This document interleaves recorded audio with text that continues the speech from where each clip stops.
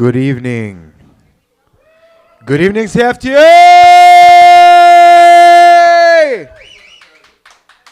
How are you?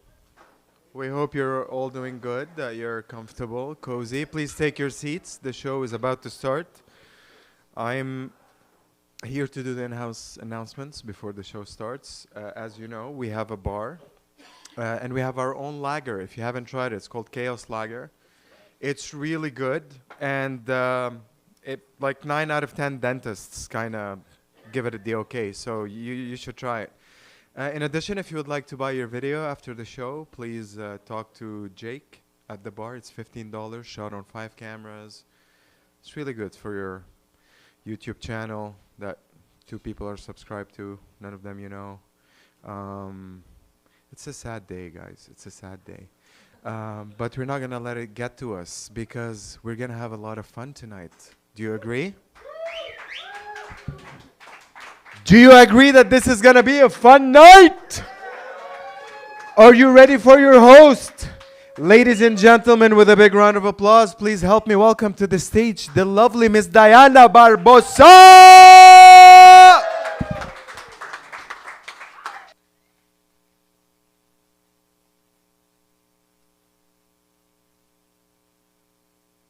Just loud? No. Oh, there you are. Okay. Well, hi, everybody! Woo. First of all, I would like to thank everybody who took the time to tell me I look great tonight. I just wish you didn't all seem so shocked. Yeah, everybody's like, oh, Diana. Yeah, that's her. Okay, wow. Cody's exact words were, well, you're usually not so put together. Thanks, Cody. I still love him, though. I still love him. If any of you don't know, I turned 50 yesterday. Yep, thank you so much. And it's really crazy being this old. I went to the Bruno Mars concert last night, and he was playing one of these like slow songs, and everybody had their phones up with the flashlights, and they're just kind of waving, and I thought, oh my God, I used to burn my thumb doing that because I had to use a lighter. I'm fucking 50. Like, yeah, that made me feel really old. And I'm definitely not where I thought I was going to be by 50. And a lot of people think that might be that because I'm divorced, and no, that's it. I come from a long line of divorces. I knew that was coming. It's not where I am in my career. I've got ADHD. I switch careers every few years, so that was fine. But I really bought into this bullshit that I would have freedom as an adult. But I have children. And it turns out that grown children are worse than small children, because small children believe anything you tell them, and they don't ask a lot of questions. So I find that now that I'm dating again, because I've been divorced for 5 years. Woo, thank you, lady. Thank you, divorced woman in the room who understands. Thank you. Yeah. Like I said, long line of divorces. I have room for another one, gentlemen. If any of you would like to divorce me one day, come and see me after the show. I've got 4 minutes in between, too, so some of you, I'm sure, can do something in that time. But it's been really, really crazy because I started dating again, and they really wanted to be involved. So when they found out I was on the dating apps, they wanted to see my profile. The first time they read it, they said, Mom, this is embarrassing. You sound like a bitch.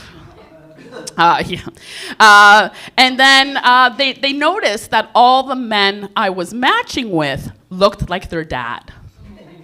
And I hadn't noticed, and I was like, fuck, but yeah, I think they were right. So I made it my mission to try to find somebody that didn't look like their dad, and one night I get ready, I'm going out with my next date. They're like, who are you going out with, another dad? And I said, no. I said, actually, this guy looks nothing like your father. And I was so proud of myself. They're like, show me the pics. So I showed them the pics, and they look at each other. They fucking roll their eyes at me. And I said, that guy looks nothing like your father. They're like, Mom, that's black dad. Yep, I have a type.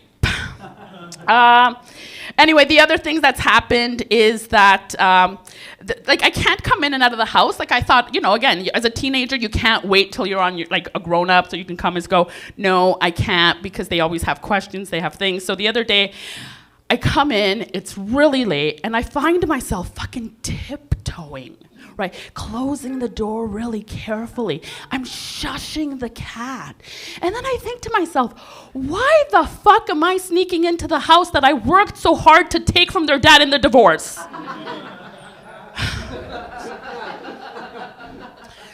And then I go up into my room.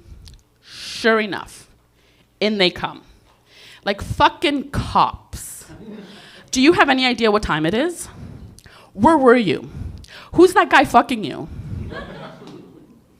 One person tried to clap. You can clap, that's okay.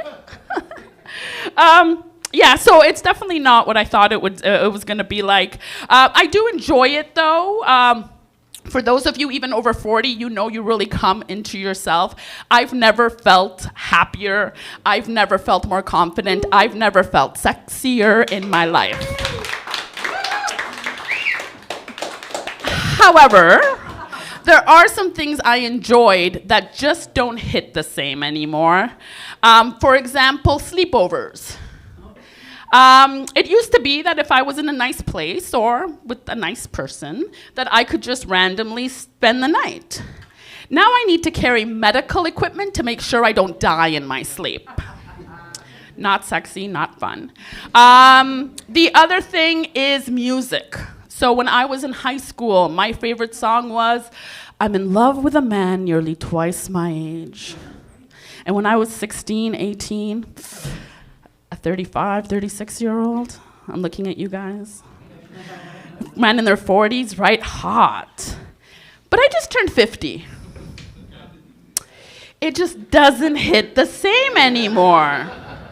Right. And the most unexpected thing, though, was movies. So I was watching The Wizard of Oz with my daughter recently, and I realized that the journey that Dorothy went on getting to Oz is the exact same journey that I have been on since my divorce, including my sexual awakening. And if you're not connecting the dots, I'm going to explain it to you. Buckle up. Okay? So Dorothy's story starts when she's in this brand new world, just like I did. I woke up one day, I'm on my own, for the first time in my life. I got married at 22. My wicked dick of the north was gone. Okay? Now, for Dorothy, all of a sudden, this stubby, short little creature comes out from behind the bushes, singing about his independence, looking for a good time. That munchkin right there represents my clitoris. Okay? Then Dorothy needs to go to Oz, or as I like to think, the goal was the big O. Okay? And the first thing she does is exactly what I did. She picked up 3 random men. The same men I have met on the dating apps over and over again. Number 1, no brain.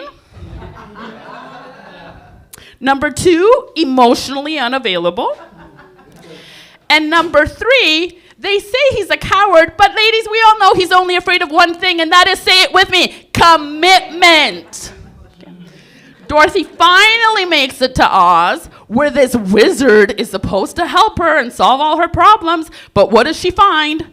Just another man who's been lying about who he is, and he can't help her, and the only way for Dorothy to solve her shit is to do it her fucking self! So my friends, just remember, to get yourself to the big O, you don't need a wizard, you just need the wand. Thank you, thank you, thank you, thank you. All right, who is ready to get this party started tonight? Woo! All right, first up, ooh, this gentleman, it looks like he tries to sneak into the first-class bathroom. Put your beautiful hands together for Mr. Cody Chenier. Hell yeah. It's here for Diana, guys. If you didn't know it was her 50th birthday, you don't have her on Instagram. I always love when middle-aged women brag about their birthdays. A 50-year-old man can't do the same, am I right? That's just sad. Fuck. But now you're a strong, independent woman, Diana. I like that. Respond to my messages, please.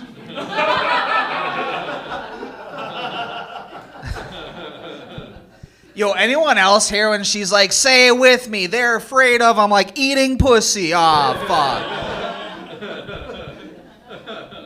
Do I have any timid pussy eaters here? I see you two are here. Nice. No, Joey. No, you don't eat pussy. You eat beaver.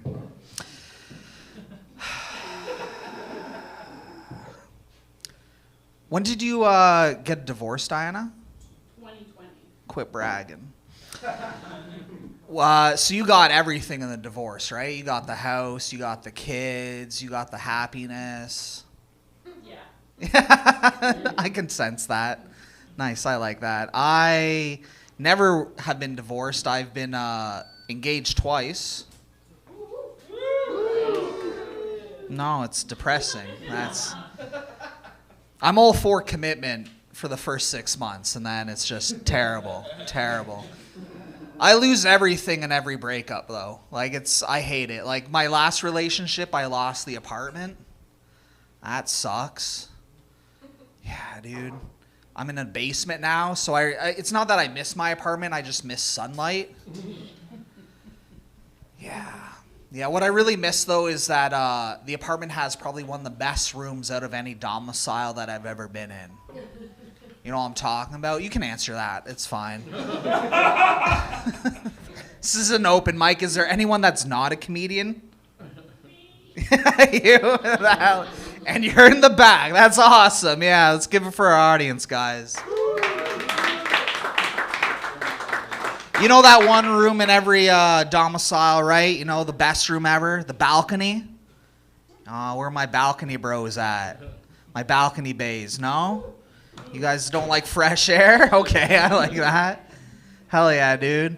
It's not always called a balcony, though. It really depends on where you're from. If you're from Mississauga, it's always called a porch. If you're from Etobicoke, it's called a veranda. If you're from Brantford, it's called the trunk of your car.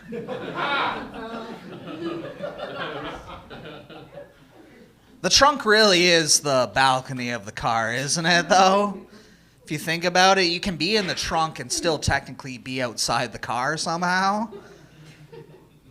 We all put our useless shit in the trunk too, don't we? You know, dead bodies and such. Joey? You don't own a car. What am I talking about?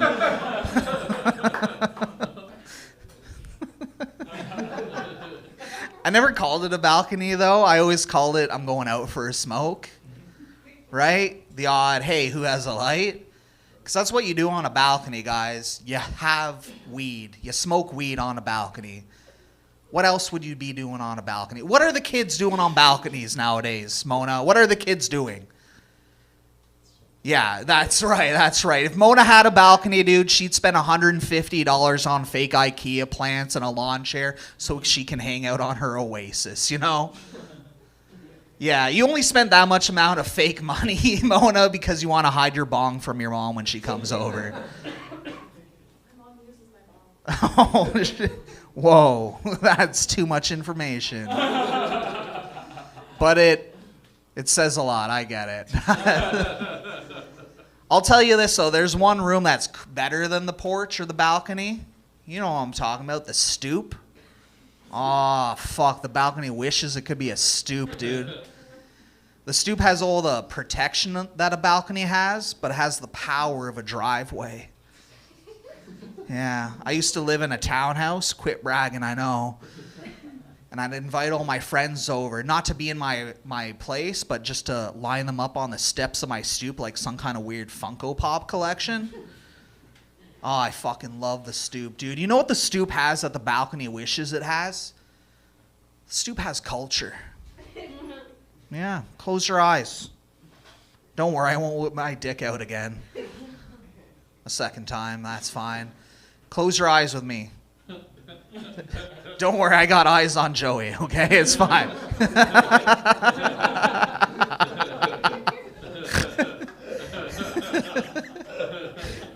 Nah, dude, like, okay, so picture this, okay? You're just turning the corner, and you see a row of townhouses with stoops all around them. What activities are happening on those stoops? Who's on them? What color's their skin, Eric? If you say anything other than Big Bird selling drugs on Sesame Street, you're racist as fuck, dude. Hell yeah. You can do the same with a balcony. Close your eyes. Picture a balcony. What do you picture? I picture the news. Because nothing good happens when you hear about a balcony on the news. 14-year-old boy falls to his death from a 20-story building from the balcony. 40-year-old man clings to his balcony with a mismanaged chicken barbecue incident. Are our balconies trying to kill us?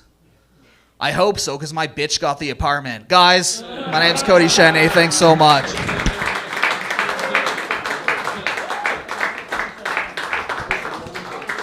I'm not sure what he wanted me to do with that mic by putting it down there. But no, let's keep it going for Cody. Yes. All right, and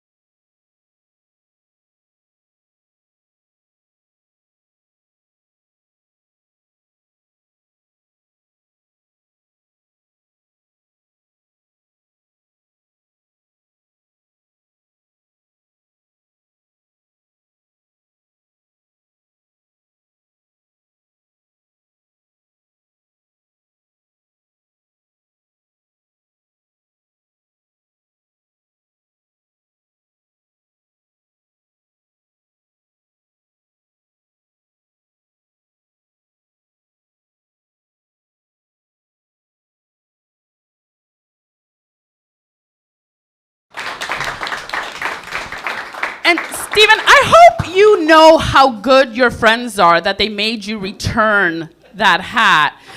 I wish my friends had made me return my husband like 20 years before I did. That would have been lovely. Oh my gosh, I would have forgotten who was next if they weren't standing right there. Okay, so let's keep it going and give it up for one of my favorite people in the world, Mr. Dante Williams.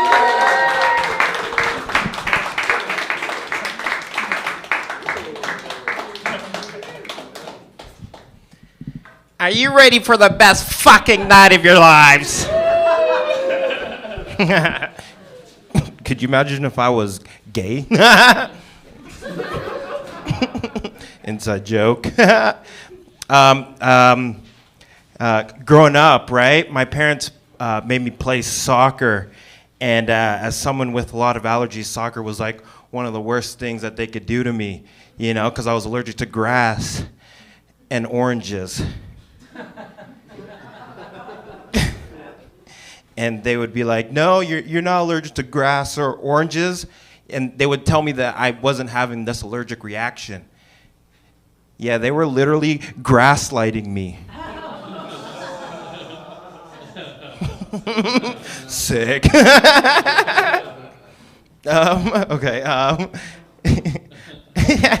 That actually worked. That's crazy.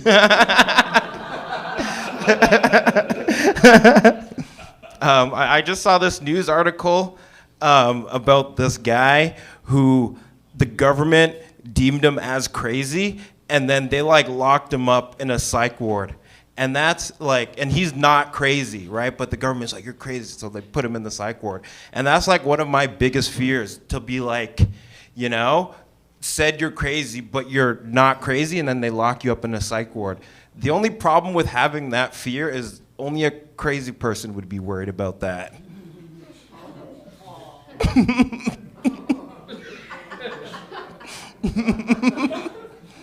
Don't put this on YouTube, dog. They're watching my algorithm.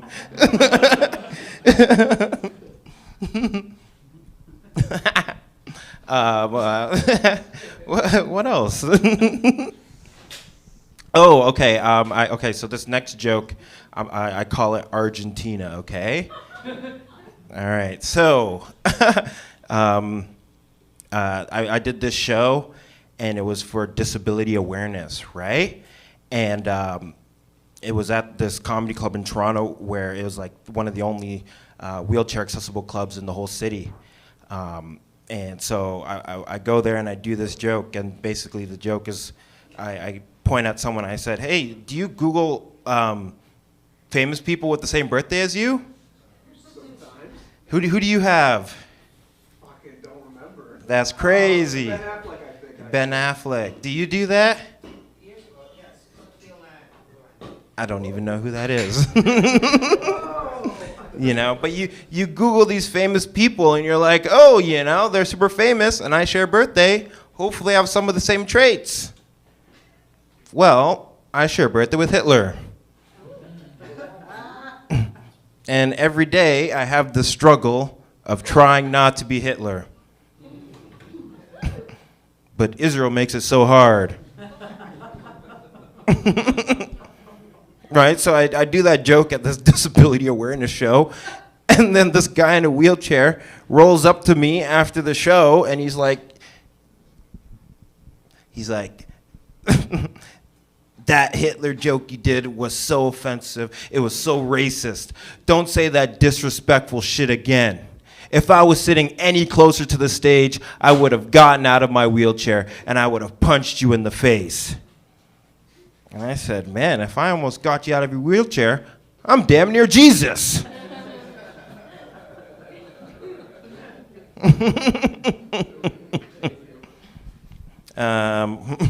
What else do I have? One thing that actually, speaking of racism, one thing that pisses me off about black people is, I don't know, like when you go to the movie theaters, and then you just hear black people talking, you know?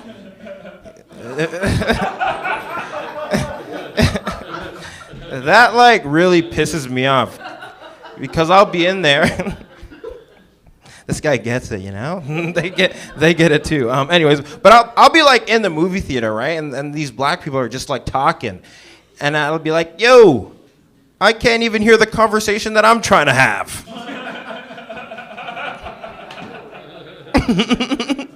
All right, that's my time, guys. Thank you. One more time for your host, Diana.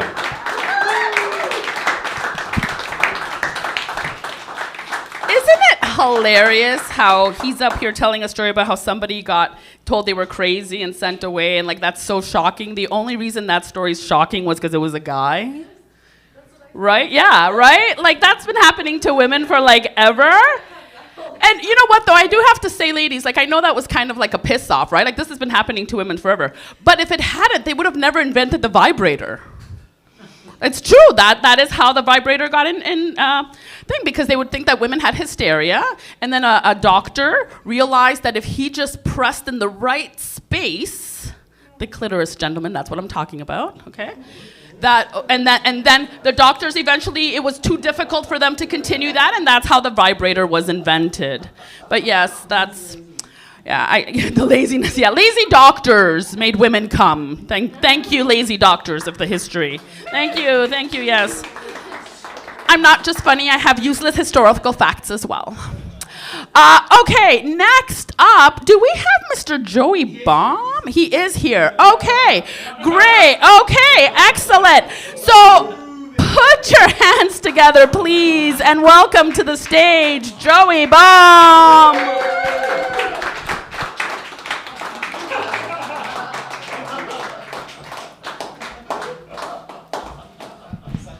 Oh, keep it going for your wonderful host, Diane Barbosa. Funny broad. Joey Baum had to take off. Some personal issues. I'm his cousin, Joey the cow. I know you guys don't really recognize me around here, but trust me, I'm huge in Brampton.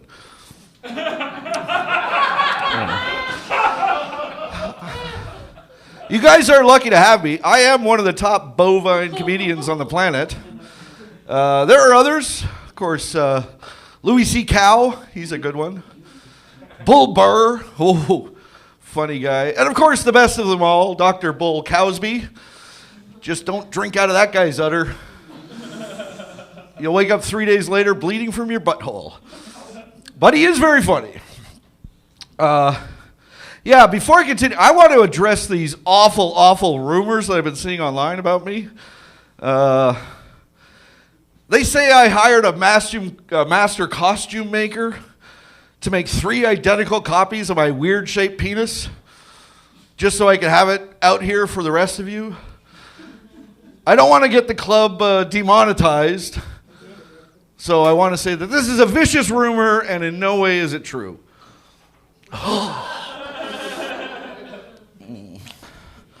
I am an actor, or at least trying to be. I auditioned for the part of Elsie, the Borden cow, but couldn't get that Jersey accent. I auditioned for the part of Tauros in the Pokemon movies. I got Miltank. Not a lot of Pokemon people here. I did get the part of Mushroom in the Minecraft movies. No, wait. I played Minecraft on mushrooms. Yeah, that's what happened. I'm sorry. Ah, it's okay. It's a fake hat. It's not like my head fell off.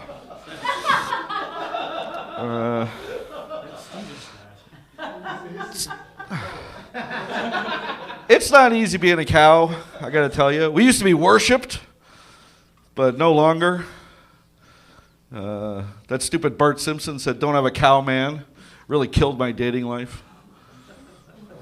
Oprah said, "Stay away from cows." Same thing. But I think it goes back to that old bitch, Miss O'Leary, who burnt down half of Chicago and then framed her cow, and all you fuckers believed it. Thanks a lot. I identify as a bull cow, or bull dyke. Sorry, fuck that up. Joey Baum loves the skinny girls, but not me. I like a heifer. That's the only way that I could be satisfied. Need a girl with fat folds to fit all four of these in at the same time. All right. Okay, this is stupid. You guys like impressions? You guys like impressions? This is my impression of Tomo the cow. Moo. Thank you.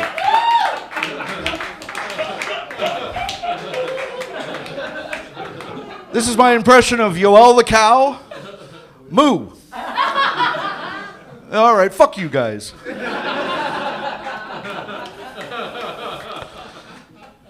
This is my impression of Black Zeus the cow. I'm just kidding. Black spots don't give you the end pass. I already tried that one out. This is my impression of George the cow. Le mou. Je ne sais pas pourquoi la cow is French. I don't know.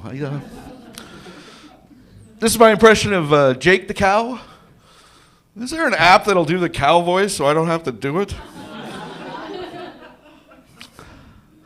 Finally, this is my impression of Adam the cow.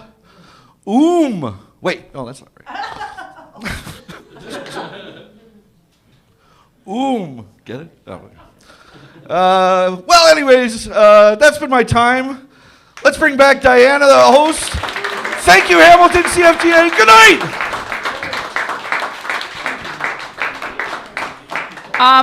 I really don't want to alarm anybody, but you know how sometimes strange shit happens and it's an omen that something bad's gonna happen? That's the second time Joey makes me laugh. We'll see. Hopefully that things go back to normal soon. What do I have? Oh, I've also never been so happy to hear that Joey's into skinny girls.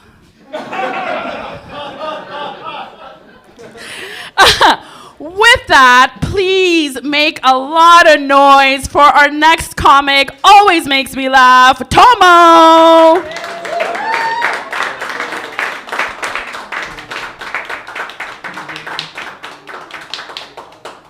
Where's Joey? Yeah, so thank you very much. Good evening. So I'm not married. My wife is imaginary. And it is hard being single in your 40s. I forgot what I was going to say. Yeah, so I asked my friend for some dating advice, and he said, well, Tomo, you can't date anyone ugly. I was like, I already know that. I'm not into ugly women. He goes, no, that's not what I mean. I said, you can't date anyone ugly. Some friend he turned out to be. So I was looking at dating apps, right? And apparently, the #1 dating app in Alabama is called 23andMe.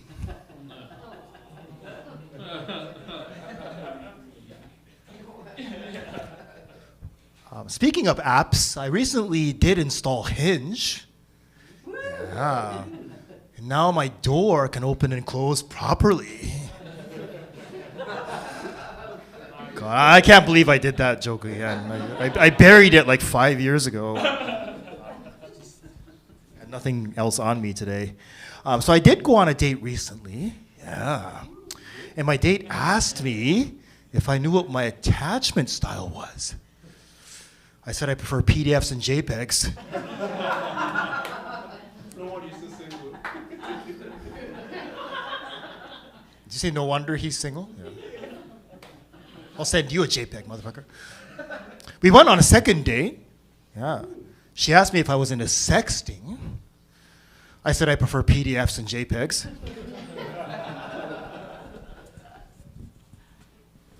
I love going to the LCBO, guys. Last night I went out and bought amber beer, which is a terrible idea because my daughter's only 14.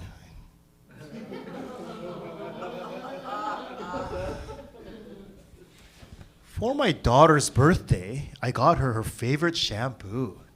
Yeah. But she complained. She goes, Dad, where's the conditioner? You forgot to buy the conditioner. And I said, well, Amber, it's because I love you unconditionally.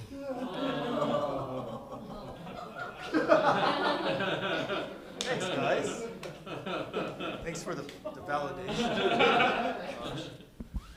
So I love to play board games. Apparently, when they buried the man who invented Monopoly, they had to buy up the whole cemetery. When the families of the other deceased people complained, they were sent to jail. Speaking of bored, when I'm bored and or broke, I like to put on an apron, go down to the Sobeys, and stand behind an empty cashier. I can help anyone paying cash. There's good money in that. Speaking of Sobeys, thank you. Speaking of Sobeys, I once almost got arrested for shoplifting at Sobeys.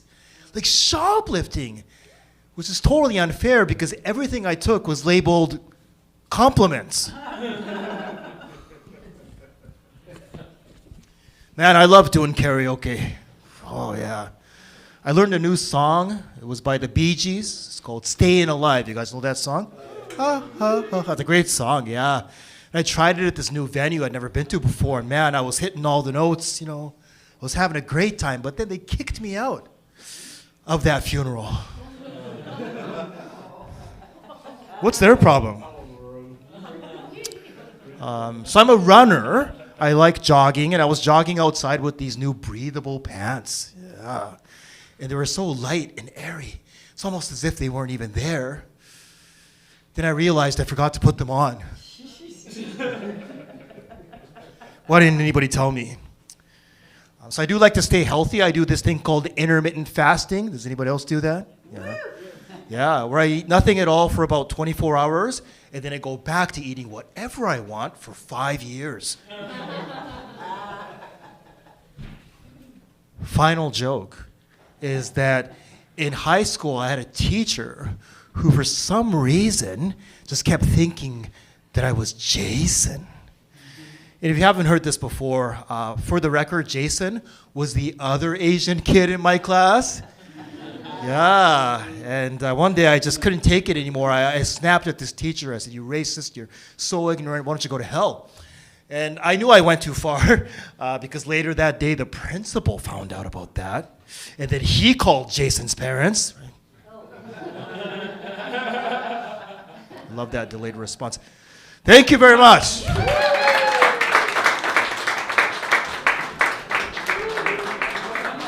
Keep it going for Tomo. And I mean, my life is changing today. Tomo just took this huge weight off my shoulders. I have watched Tomo perform several times, and in all those times, he'd mentioned his wife. At one point, he actually mentioned that him and his wife were expecting. And I, about 2 weeks ago, saw him on a dating app. I've been carrying this weight on my shoulders since then, going, what the fuck, Tomo? It turns out he was lying. I don't know whether I'm happy or I feel betrayed, but either way, I feel better tonight. Okay, the next person actually looks like somebody that pays their credit card in full every month. So it was supposed to be George, but obviously not. So it is Betsy D, please. Welcome her to the stage. Keep it going for Diana. Woo! All right. Wow. Hi, hey. So FIFA is in Canada. What do you think, huh? Are we all following FIFA? No. Not a one. I know. It's like, wow, what in hell is FIFA? Well, FIFA is the Fédération Internationale de Football Association. I know, Georges understood. And yes, and they said, well, we can't call it the Fédération Internationale Football Association because the United States, the Canada, they will never get it. Ooh, we need to talk to the poodle. Let's name it something. So the poodle said, well. So anyway, FIFA was born. So yeah. I just thought I'd try that. You know, here's the thing. FIFA was actually created to make the rest of us realize that we know nothing about geography. All right, here we go. So Canada is going to be playing a country in an early game in soccer. Anybody know what that country is? No, you do not. It's Canada will be playing Bosnia and Herzegovina. FIFA's first three-way. That's right. Herzegovina, yes. It's like Bosnia and Herzegovina. Say that fast 3 times. Bosnia and Herzegovina. It's, wow. Yes, and in fact, I bet none of us, first of all, we can't even pronounce it, let alone put it on a map, right? And, yeah, so anyway. And I actually think that FIFA is just a secret plot to get us all to go to Irish pubs. Just thought I'd check that out. And speaking of drinking, I used to be, is anybody drinking this fabulous Chaos? The Chaos? All right. Give it up for the Chaos brand. Yes, that's lovely. That's lovely. I used to drink a lot more. My God, in fact, I drank quite a bit. I day drinking, night drinking, holiday weekend drinking, party drinking, heavy drinking, blotto drinking. I had resting shit face. But now, you know, I just, to make myself feel better, I just, you know, go to a FIFA event, so that's fine. Yes, so let's see. Dante was addressing color the other day, 2 minutes ago. And I actually think that we white people are obsessed with color. I think we just are. I mean, how else do you explain spray tanning, teeth whitening, hair coloring, nail painting, and anal bleaching? Is it anal bleaching? Nah, we're just a pile of white assholes. So the last week of April was, if you can believe it, it was Organ Donation Week. Did you know this? No. I'm here to bring you all kinds of news that you're not getting. That's right, Organ Donation Week. You know, we can't have a month. No, got to compress that timeline. Hey, Organ Donation Week, go, donate, go. It's like speed dating for eyeballs and livers. Go. Just go. So I want you to know that I am on the donor list. I'm going to donate my orgasms. I'm an orgasm donor, that's right. You know, I know that it's an important thing to donate. I mean, I myself have never been given one, but I know there's so many women who are going to go without. So let me help you with that. And yes. So anyway, speaking of weird things that we all do. Weird. I just last week. Oh, look. Hang on. 1 second. Remember I was talking about geography? Italy. We now know where Italy is. There we go. Please stand up. Show us the. There we go. There we go. And now we know. It's good to see you. Hi. So just last week, I went to my friend Alicia's egg party. Now, do you know what an egg party is? No, you do not, because you're not a freak dork weirdo. Right, an egg party. I had to ask her. I said, what is it? She said, well, I am celebrating. It has been 1 year, 1 whole year, since I froze my embryos. I said, wow, that's some freezer you got there. I throw ground beef out after 6 months. Yeah. Egg party. An egg party. It's sort of a birthday party for your maybe not ever going to be born baby. Birthday party where all the children are in the freezer. I'd go to that. In fact, I did go to that. In fact, it was kind of fun. I did not know that it would be so much fun. It was great. We played these games. We pinned the DNA on the father. Guess how many genders there are in this jar? Yeah. Musical Sibian chairs. Now that's right? I didn't know. None of us knew. 8 women, none of us knew what a Sibian chair was. But they turned those on. We sat down. They started the music. Nobody wanted to get up. So, but yes, it's true. I did go to Elisa's egg party. And it was a lot of fun until I grabbed the wrong ice tray and threw the twins into my margarita.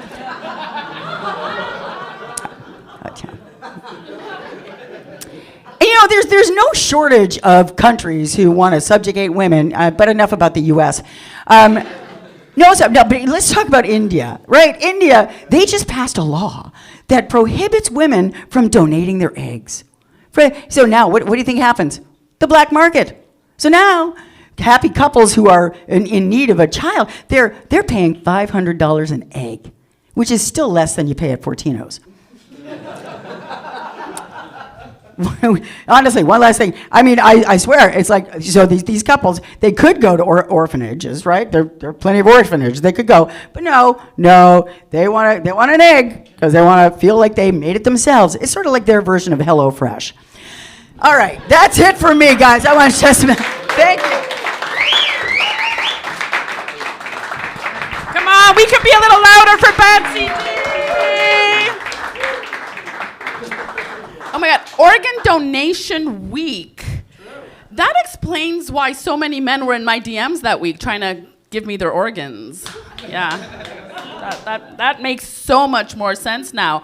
Okay, our next comic just disappeared on me, but I'm sure he's probably just behind that pole. And he definitely looks like he's carrying millions in confidence and shoes on store credit. Let's give it up for Eric Hansen. There he is. I keep looking over there. Thank you. Oh goodness, guys! I gotta start my phone. Keep it going for your host, guys. Yay! Shit. Technology, guys. Oh, we did it. Hi, how's everyone doing? Okay. All right. Okay, I have a mixture of like really old jokes and some new ones. So this is gonna be a little experimental. Are there fans of improv here? Okay, you guys are fucking nerd. I'm kidding. Okay, so we like improv. Do you guys have like friends? I'm not gonna do it. Don't worry. But we have friends who do improv. I'm assuming, yeah? Okay. If you guys know people who like improv, this is a fun game that you can try. You should try taking their money because they can't say no. And they're like, hey, that's mine. Like, it's yes and actually. And then you shoot them in the fucking head. Especially if you bring a gun, dude. It's really fun. We have fun. Okay, that was worth it. Okay, guys, I have some one-liners I want to try. Yeah. Oh, don't get excited just yet. Okay. Two pilots are getting ready for a flight. One gay pilot and one straight pilot. The straight pilot puts on a scarf and he looks at the gay one and he says, what do you think of my ascot? And the gay pilot says, I think you should sit on my face, but don't call me Scott. Sick. Okay. Okay, this next one's, thank you. Here, that's funny. It's the exact reaction I was going for. Thank you. This next one just says, I think sex workers should go back to calling themselves ladies of the night. You know, just because that's frickin' sick. Like, I think sex worker sounds like you do sticky paperwork, but ladies of the night, that's some Batman shit. That's fucking cool. There's no punchline yet, but you guys have that now. Okay, do you guys think people with Parkinson's get asked to tap their debit card, or is that insensitive?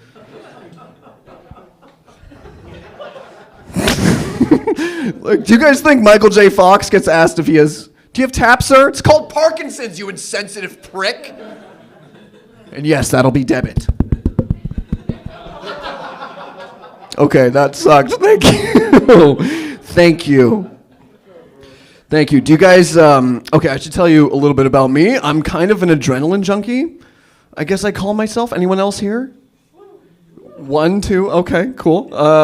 Yeah, not in like a stereotypical way, you know? Like, first of all, I hate saying that word, adrenaline junkie. It sounds so clunky and awkward. I'm trying to find a new way to say that. Like, I thought about, like, I'm a heart rate whore, but that doesn't have the same effect at all. Just sounds like I like to fuck old dudes or something. But yeah, no, not in like a stereotypical way. Like, a lot of guys on social media, they like make these videos of them climbing tall buildings. They try not to fall off and die. You know, I don't do that. I like to listen to my mom tell stories, and I try not to kill myself. Cool. Okay, we love moms. I'm gonna write that one down. Fun fact about eagles, guys. Do we like animals? Let's switch gears a little bit. Okay. Thank you. Fun fact about eagles. Do you know eagles are adrenaline junkies too? Yes. That they actually fuck in midair. Did you know that? Yeah. They fucking free fall, as I call it. And sometimes they don't make it. Sometimes they die, which sounds stupid. But as an adrenaline junkie, I was like, man, that's kind of inspiring. You know, so that's why I like to jerk off when I drive now. Okay, more animal facts, guys. Did you, Pride Month is coming up. Did you guys know that alligators are physically capable of being homosexual? Yeah, pretty excited. Yeah, we got some alligators in the house. This is thank you, Cody. He's gonna look some shit up later. This is actually true. It's a fun fact because the word alligator, actually, this is true. If you take off alli and tor, you'll find there's a bit of gay in there. A little bit of gay. Okay, all right, fuck you guys. That was funny. I think it would be worse to get attacked by a gay alligator than a straight one. You know, because like a straight alligator will just rip your arms off, right? But a gay alligator will say some sassy, mean comment and make you cry, and then rip your arms off. It's like, your hair looks like a used toothbrush. All right, fucking. I have no arms and hurt feelings? Fuck you, man. That's not fair. Okay, last fact, guys. Horses. Do we like horses here? Okay, all right. You guys sound like we're in Guelph. I like that. Cool, never mind. Did you guys...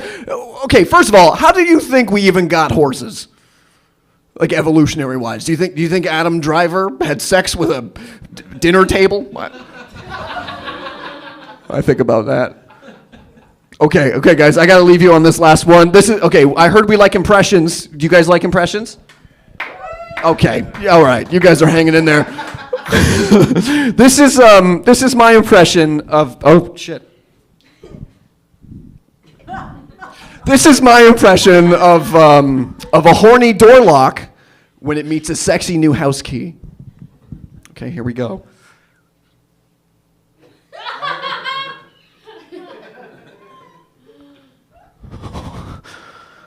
Ooh. Well, fuck me sideways. Thank you. I'm Eric Hansen. Let's keep this going. Thank you, guys. Okay, come on, everybody. We can do better than that. Let's go. Let's get the energy. Tonight has been so freaking educational. So my daughter turned 16 on Monday. And I just realized that she might be a gay alligator. That is definitely what she's bringing. Okay, we are going to keep this party going because there are a lot of you in here tonight. Okay, and this next comic, I have never seen her, but she's been so lovely. She's bringing sparkle, style, and probably a lot of unresolved issues if she's here with us tonight. Welcome, Sarah Huey.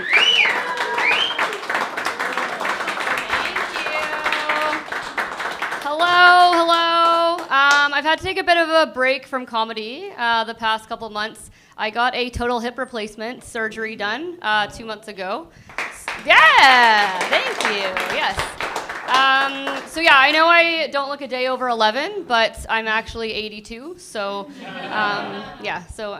bionic leg. I'm a school teacher. For those of you who didn't know, I teach grades 3 and 4. And I had to tell my class that I was going off for the rest of the year because of the surgery. I was just ready to kill 20 minutes and kind of let them have the floor. So I said, ask whatever questions you want. It usually provides a lot of entertainment. They don't let me down. So I got some really good questions about the hip surgery. I got a kid who asked, will it hurt? And I'm like, well, it's a major surgery. I had another kid that asked, do you think you'll wake up during the surgery? And I'm like, I hope not, dude. And then he's like, it'd be pretty sick though. I'm like, well, for who? I don't love that. Another girl raised her hand and said, told me about a time that she hurt her foot and how she knows how I feel, because that's the same, obviously. And it's the same. And then I had another, one of the really bright ones, like the one that actually has stuff going on. He raised his hand and was like, so how are they going to get to your bone? And I was kind of like, oh, I don't know if I want to open that can of worms with my class, but I was like, what do you mean? And he's like, well, are they going to go through your fingernails or your toenails? And I was like, I was so shocked. We just kept it going. So I didn't even reply. So anyway, the week of my surgery came, and I had all my pre-op appointments with all the doctors and all the people. And one of them was with the surgeon who was going to do my procedure. So first he spent about half hour in medical terminology that I had to pretend to be smart enough to understand, explaining what was going to happen. And yeah, there was a lot of like nodding and yep, okay, great. That all sounds like things I can understand, sure. And then at the end, he said if I had any questions to go ahead, now would be the time to ask him. So boy, oh boy, did I ever. I knew I was getting a hip replacement for the past 24 years, so I have been stockpiling them up. So anyway, so I opened up my notes app, and I really don't think that this very old, very white, and very rich man knew what was coming for him. And my partner was with me at the time when I asked him, and he's like, please, Sarah, please don't, like, please don't. And he just had to put his head down. He was like very embarrassed. So anyway, so I started off with, can I keep my old hip?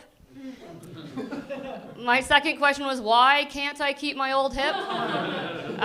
He said that it is a biohazard, and I'm like, to who? I literally grew it. Why? Like, why can't I? Who can then?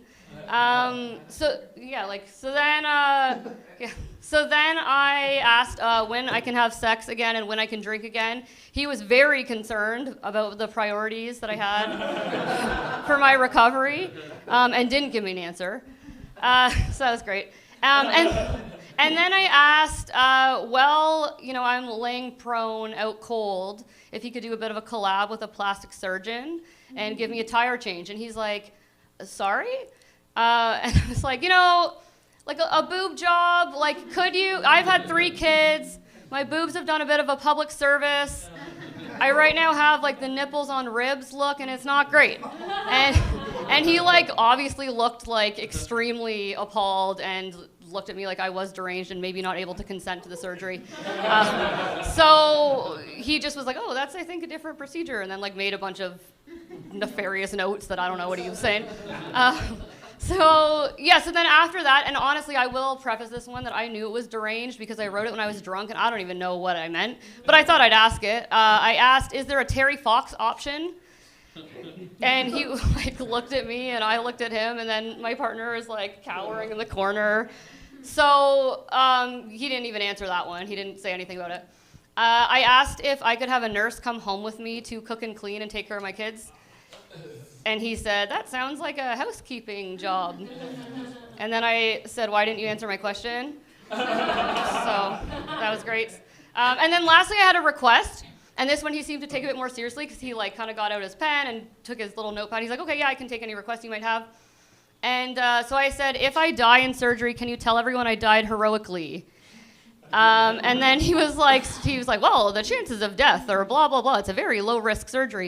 And I was like, okay, but if I do die, can you just tell everyone I died doing something noble? And he like took off his glasses at this point, and he's like, Sarah, you're literally going to be unconscious on an operating table. Like, I don't know what to tell you. I also didn't know, but I didn't feel great about this man. So, the surgery came and went. I now have a new bionic leg. I loved being a burden to everyone around me. It was excellent. I got to have some time off work playing Mario Kart on morphine, which was really great, and doing nothing at all. And now, I've told my friends that I am the hottest disabled they know. And if that's not true, then they're not allowed to tell me otherwise because I've gone through enough trauma in my 11 years of life. Thank you.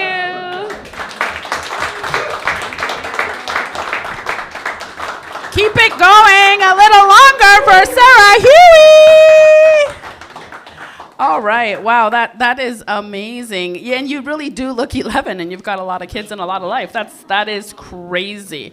I keep saying I've been telling everybody how I'm turning 50, and I've never not had one person be like, really? No. They're like, oh, Really? Thought more. Okay, actually, it's funny because I did a set at a comedy club in Ajax, and it was an all-black audience. And I did the joke, and usually I would say I'm turning 50, and I would say, I'll give you a moment to recover from the shock. But like nobody said a word. They're all looking at me, and I said, "Holy fuck, this joke does not work in an all-black room." They're all going, "Girl, you're only 50, my God." I learned that lesson really, really quickly. Okay, keeping things going, please put your hands together for my favorite Nigerian prince, Tochi!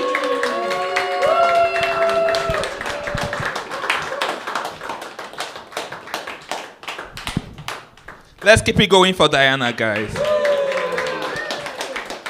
Yeah, nice. By the way, I want to acknowledge my friend in the room because we've heard so much about doctors and we have like a real doctor in the house tonight. Yeah, welcome, bro. It's not like all of us are not doctors too, right? Don't fear yourself, bro. Don't.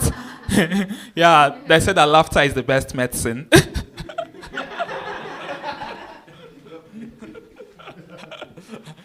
Yeah, man, I'm super grateful for life. Like, I'm super grateful for life. I never knew that I would be where I am today, honestly, because my life started off like really bad. My dad left us when I was 10. Yeah, the stereotype is true. Yeah, men die younger than women.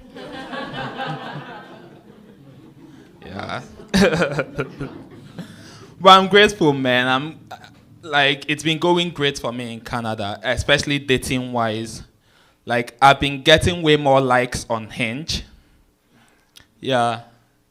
Way more likes from girls. From girls with dicks. Thank you.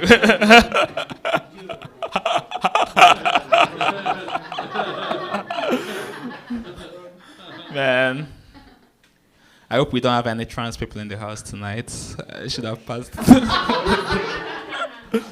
Yeah, it's an acquired taste. Sorry.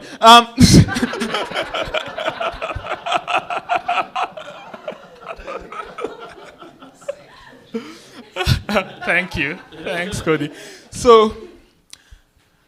But I'm also super grateful because even financially, I've been doing much better than I used to, man. Like, I remember just 2 years ago when I moved to Canada, like, I could only afford to buy thrifted clothes.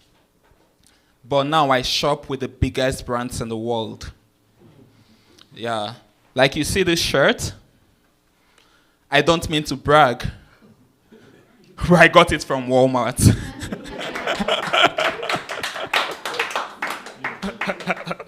Silly. But yeah, everyone has been getting poorer. Like, it's not just a me thing. It's inflation, yeah? Like, people even smell bad these days. We don't smell as good as we used to. Yeah. Like, you don't smell as good as you used to if you still smell like $1 million. That's an inflation joke, but for some reason it never works. Yeah. But like I said, life has been getting better, man. Like, it's been getting better for me. Last month, I actually quit my job to become a full-time comedian. Thank you. I was sacked. Yeah, but it gave me almost the same feeling of quitting my job, because that meant that I got to follow in the footsteps of men in my family who have been sacked from their jobs. Yeah. Yeah. My dad was sacked. His dad was sacked. His dad's dad was sacked.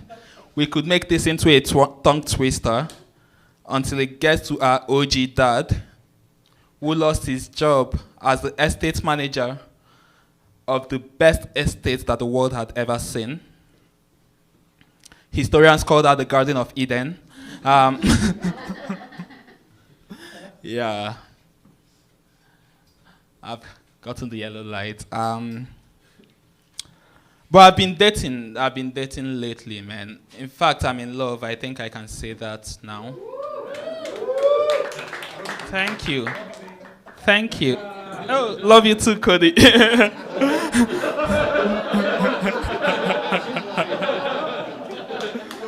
Yeah. I love Italy too.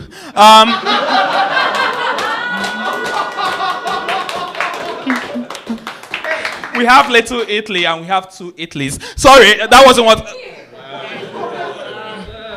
I overstepped my boundaries. But something beautiful happens when a man falls in love with a woman, man. Something beautiful happens. Like, he stops noticing other women, especially when his girl is with him. Yeah. That's a cheating joke. Thank you so much, guys. Keep it going for Tochi. Cody, hands off Tochi. All right. He's got his eyes elsewhere.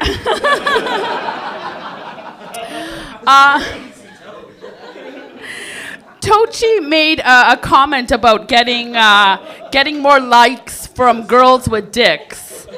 And I do have to say that as a bisexual, a girl with dicks to me sounds like the perfect combo. Like, and I remember I dated a woman for a year, and I just realized it was a weird conversation with my brother because he was saying that lesbians should not be allowed to use dildos, right, or strap-ons, because he's like, you forfeited. Paul agrees. Let me tell you something about lesbians and dildos and dicks. Dicks are great. Women love the dick. The problem is what it's attached to. And there's more men in the room than women, obviously. I have to say, personally, I've been on the apps for a while. I'm actually really proud of myself. I've been on the apps now consecutively for like 7 weeks. Usually, this is over 5 years, but usually I get like fed up. I last like a few days, turn it off, get back on, but it's consecutively because I turned out I'm a masochist. Yeah, and I like the pain. But quite honestly, it's been a while, and I enjoy sex, and I hate it when men get up here and they talk about like women and not having sex in marriage, or women don't want to have sex. I personally want to have sex. I'm on the apps. I would love to have sex, but then I have conversations with fucking men, and they talk themselves out of it. Okay, sorry. That was way too much trauma I just laid out. Yeah. That was way too much. I apologize. I apologize for you online who weren't for that moment, but it's very true. Okay, coming up next, I keep saying everybody's my favorite person, but this is absolutely my favorite plumber for sure. Okay, welcome to the stage, Trevor Curl.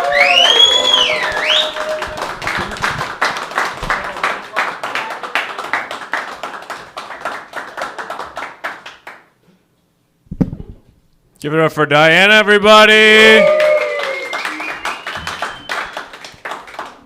See, we said we had a doctor in the house? A real one? You don't play one on TV or anything? Does anyone ever ask you what's your favorite body part? You don't have one? Is it the finger there? Is that what you're telling me? Do doctors speak, or? I'm unsure if I want to be your patient. Are you taking new clients? Right on, right on. I hope he's not your doctor. Cool. Tomo, what's up, dog? Yeah, man. You guys move chairs, how come? Getting splashed on. It's cool. The tears from the comics hurt, Right on. Are we going to answer that? I heard that earlier in the Cody set. That was supposed to be muted. It's your phone, Trevor. Yeah, it's probably mine the whole time. Someone's calling me. They're like, shut the fuck up. Make some noise in here if you guys got a vehicle. Right on. I spend a lot of time in my vehicle driving to places. This is actually one of the places I actually got to walk to. Humble brag, you know. No, I've been noticing that I have to use my GPS everywhere I go. A lot. But it's gotten to the point where I have to use the one with like extra directions. I don't know if like I enabled that or if it was just my phone because of all the stored data of all my missed turns. You can ask my last passenger, Cody, over there, but I'm surprised he's not wearing a neck brace because we missed a couple turns. Oh, shit. But no, it's gotten to the point now where she's just like talking all the time.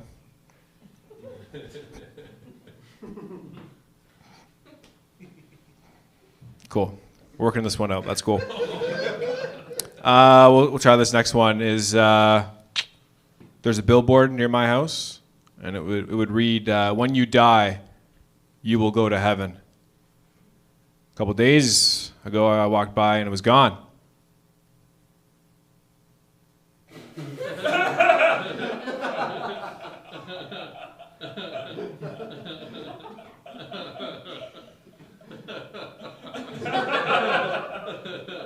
Am I still going?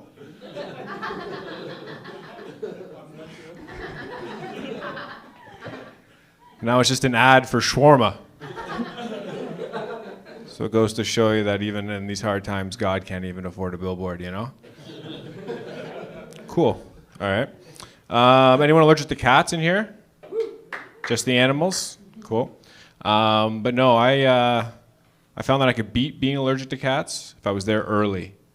Almost like day one. But that's a lot of cat bursts I gotta sit through, you know what I mean?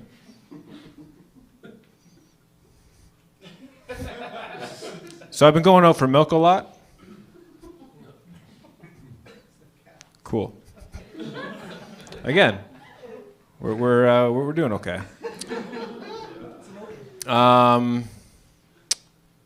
Someone mentioned horses earlier. Do you think at what time in the period of life we figured, you know, was it like before alcohol, after alcohol, maybe even when the automobile was invented, you know? That it wasn't the wild horse's fault?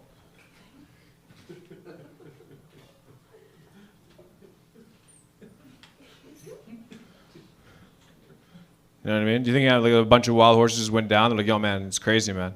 It's crazy. Me and my boys drank last night, and it just fucking kicked me off, man. It's crazy.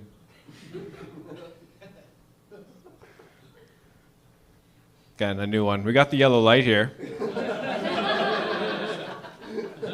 We'll end on this last one here, is that I was originally talking about cars. Anyone got an electric vehicle in here? Thank God. I saw that you could customize the sound of it now as it like hums by you. And I saw one drive by the other day and it was saying, "I'm a bitch." All right, we're gonna bring up Diane Barbosa, everybody. You guys have been wonderful. Thank you very much.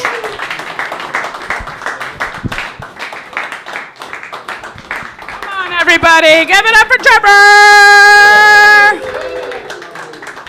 So good. Okay. Keeping it rolling. We are doing great time. This audience is doing great for a bunch of comics. You guys are like, really? You're giving back. Sometimes it's hard. You are giving back. There's a lot of energy here. Give a round of applause to yourselves. Go again. Come on. Keep it. Woo. Yeah. Yeah, you are doing absolutely wonderful. Okay. My God, Diana has a lot of favorite people in her life, but they're all here in a row. This next comic has really warped my world. I worked in corporate world for so long, and actually I'm back there. Never thought I would call somebody with an angel tattoo on their face a very good friend of mine, but I love him dearly, Mr. Mike Felico.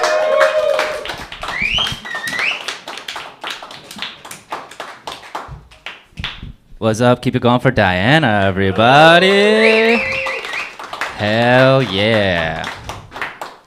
Are you actually a doctor? Like, for real? Can you help me, dude? I'm looking for some Xanax, some Oxycontin, some Percocet, some benzopam, diazepam, all the Pams. Only we know what that is, but... You got me? You're not giving... All right, he's got me. I'm going to see him after the show. All right, guys. So I matched with this girl on Tinder yesterday. Yeah, dude. And she said the scariest thing you could ever say to someone. She said to me, "I've seen you do comedy." Instant delete. Instant delete. I'm sorry, because like I would rather get an "I'm pregnant" text than "I've seen you do comedy," you know? Because like at least with the kid, there's something to carry on. And like if she's only seen me do comedy twice, I can only disappoint her twice. You know what I mean? I fucked that one up. But, so for the past month, every once in a while, this kid has been coming to my door and fucking kicking it and running away. And yesterday, we finally caught him. We finally fucking caught him. So my brother came home from work early, and he was doing some shit in the driveway to his truck, and he saw the kid creeping up to the door. So he snuck up behind him and just waited there. And the kid fucking kicked the door, and when he went to go turn around, he saw my brother just standing there. So we killed him. Yeah, we killed him, we brought him into the house, and we ate him. Yeah, we ate him. No, but my brother actually was really nice to the kid, and he was like, "Dude, come on," and the kid was like, "Man, like, I'm sorry, I got dared to do it." But none of his friends were around. No, like, usually when you get dared, all your friends are there, and you do it anyway so you don't look like a pussy, right? I kind of respect this kid. Because, like, he didn't have to do it, but he did it anyways. None of his friends were there. He could have just left, but he still kicked my door. So you know what? Shout out to that kid, and if you do it again, I'll fucking kill you, but good on you, man. So me and my buddy, we used to go to the strip club sometimes. Yeah. All right, like all the time. Tomo was there with us, apparently. One time, me, Tomo, and my buddy, we were all sitting at the bar, and we saw a big sign above the bar that said, "All you can eat spaghetti." Is that not fucking crazy to anybody? You're telling me you can eat spaghetti in front of a naked person? That's kind of fucked up, you know? You gotta be like a professional scumbag to do that, right? The spaghetti was pretty good, though, anyways. It's weird, man, because like I got the spaghetti and I had like all the red sauce on my face, and then I went down on a stripper and I had a different kind of red sauce on my face. Oh, guys, periods are natural. Come on. Come on. Periods are natural, and so is spaghetti. Okay. Where is this going, you know? All right, I'll do this one. So I'm starting to hate coming to the city. And it's nothing against Hamilton, you know? Like, I love Hamilton. It's just the homeless people are starting to think I'm homeless. Yeah, it's getting pretty weird, man. Like, they don't even ask me for money. They just ask me regular questions. Like, have you seen Jerry? Is this tent yours? Do you want to have gross hobo sex? Yes. Yes, I do. Yes, I do. All right, guys, my name is Mike Felico. Have a good night.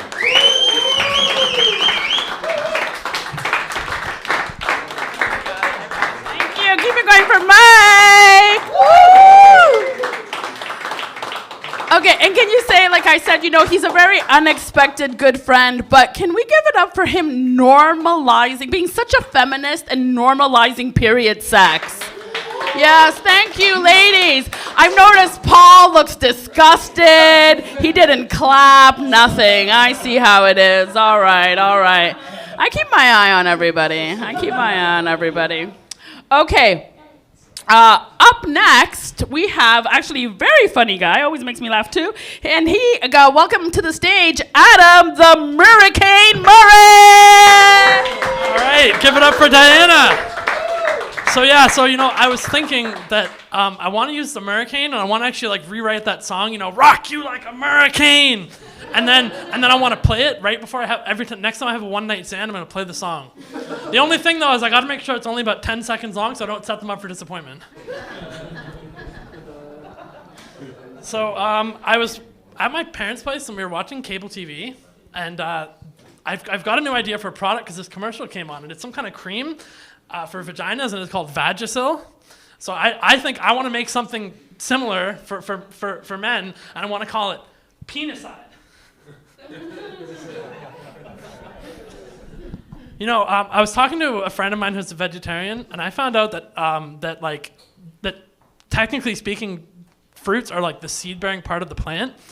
And I was also watching some ER documentary or something or whatever, and they were talking about how the testicles are also like the seed-bearing part of the body. So if you're a vegetarian and you were to eat out west they eat Rocky Mountain oysters. So if you were to eat bull testicles, do you think those are vegetarian? I don't know. I think there's something there. That's still a bit of a new one.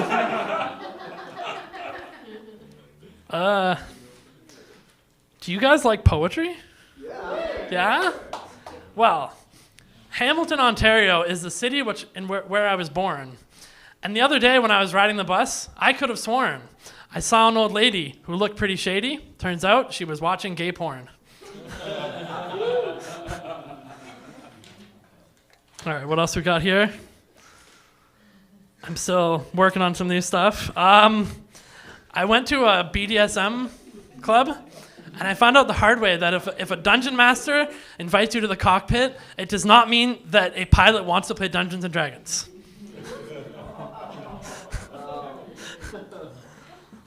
I don't know if I have much else. Well, a penguin walks into the mechanic, and when he shows up, the mechanic says, okay, I'm going to take a look at the car. It'll be about half an hour. And he says, okay, that's great. So then he goes to get some ice cream because it's a hot day. And as he's coming back, he comes in and he slips and he spills the ice cream over himself. And the mechanic comes out and he says, well, Mr. Penguin, it looks like you blew a seal. And he goes, oh my God, no, this is just ice cream.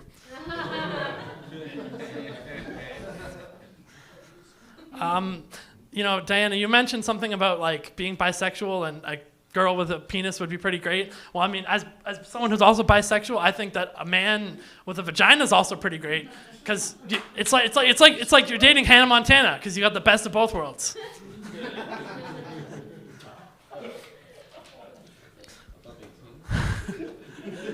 Somebody was asking something about what the best body part is. I think it's the asshole because I think that that of all the body parts, if it were to shut down, then the body would go into sepsis.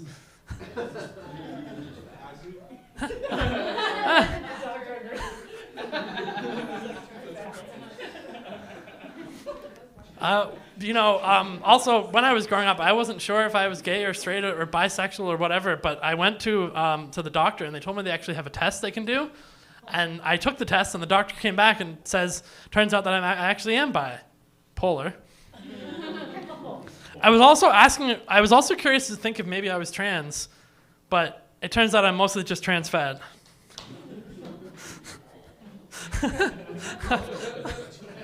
I'm still trying to work on new stuff too, but I do like working on the old stuff because I think I've got some good, it's like trying to find the balance of writing new jokes, but you don't want to use the same jokes over and over, right?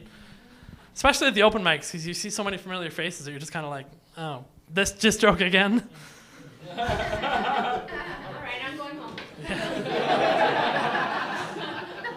Well, you know what? If going back to body parts, right? I like to nickname my body parts, so I call this hand handy, and I call this foot footy, but I call my dick useful, because it always comes in handy.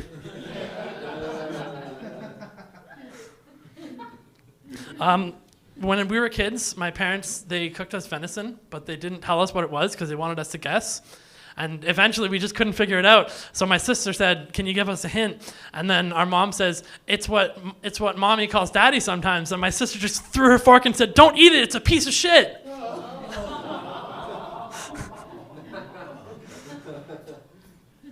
When I was a kid, I ate a lot of and swallowed a lot of strange things. At one point, I swallowed a whole roll of dimes. And then as I grew up, now that I'm an adult, I had to have a colonoscopy done. And at one point, a roll of quarters came out. And I did the math, and I think that's about an annual increase of maybe like 0.05%, which is a pretty shitty interest rate if you ask me.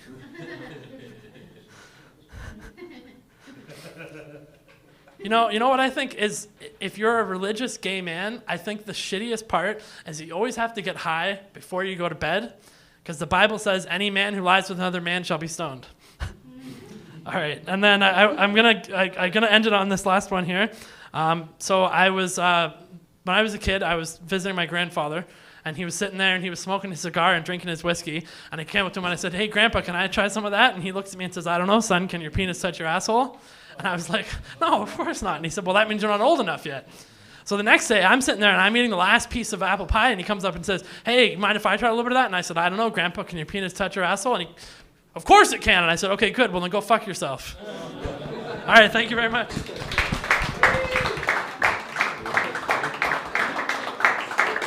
Come on, little energy up in this room. Oh my gosh. Okay. Well, I don't know if I agree with the asshole being the best body part, but I do have some advice, and just don't stay married to one for 2 years. Yeah. I've also noticed, and the Hurricane said it again, there's been a rise lately, I find, in men making self-deprecating jokes about their weight. And I find that really concerning, because I find, one of the things that I, struggled with as a younger person, but then I've kind of overcome it, is I don't mind being overweight, but I don't like the way that I'm perceived, right? So sometimes on the dating apps, you will see some guy who says, must be fit, or don't swipe right if you're not fit. No offense, I just would like somebody who loves themselves. That is the biggest load of fucking crock, okay? First of all, we live in a culture where how do we show love? We take people out for dinner. We invite them over for dinner. Your grandmother, your mother, your favorite auntie, what did they do to show their love? They gave you food. We have language around it, comfort food. The way to somebody's stomach is, the way to somebody's heart is through their stomach, right? So maybe my problem is not that I don't love myself. Maybe my problem is I love myself a little bit too much. Okay, thank you. Plus, gentlemen and women, you'll know, breathing's overrated. Oh, yeah. Okay. Next coming to the stage, actually tomorrow night, he's holding a show here. Black Friday is happening here at CFTA, 9 p.m. Come on, I know that our friend Paul Marroquin is on the lineup as well. So please welcome again, tomorrow night, CFTA, 9 p.m., Yoel!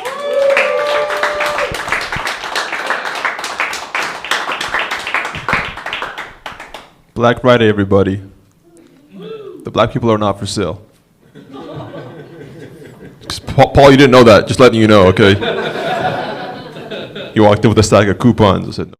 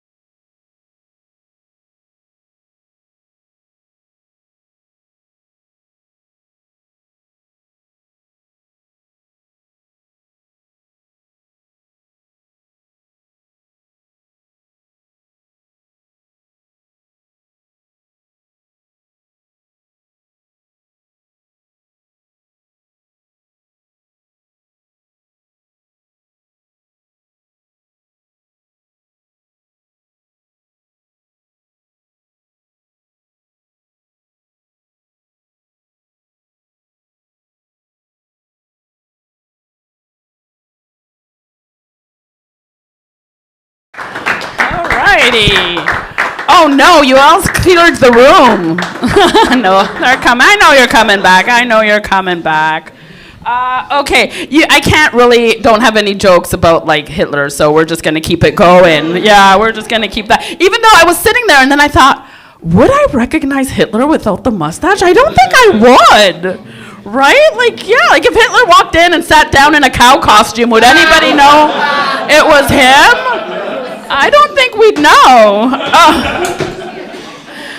Okay, next up, lovely, lovely person. Except, I don't know if you remember this, George. The first time I came here, I was very nervous. It was only I think it was my second or third set.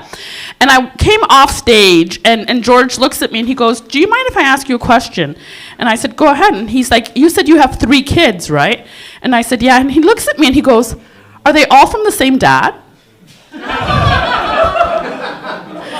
I was like, fuck, do I look that slutty? I hope so. Anyway, that's always stuck with me for some reason. I don't know. I kind of like that. Like I said, I really wish I had more slutty potential, but I don't. Okay, but here he is, looking very expensive, however, ready to trauma dump on all of us. Welcome to the stage, George.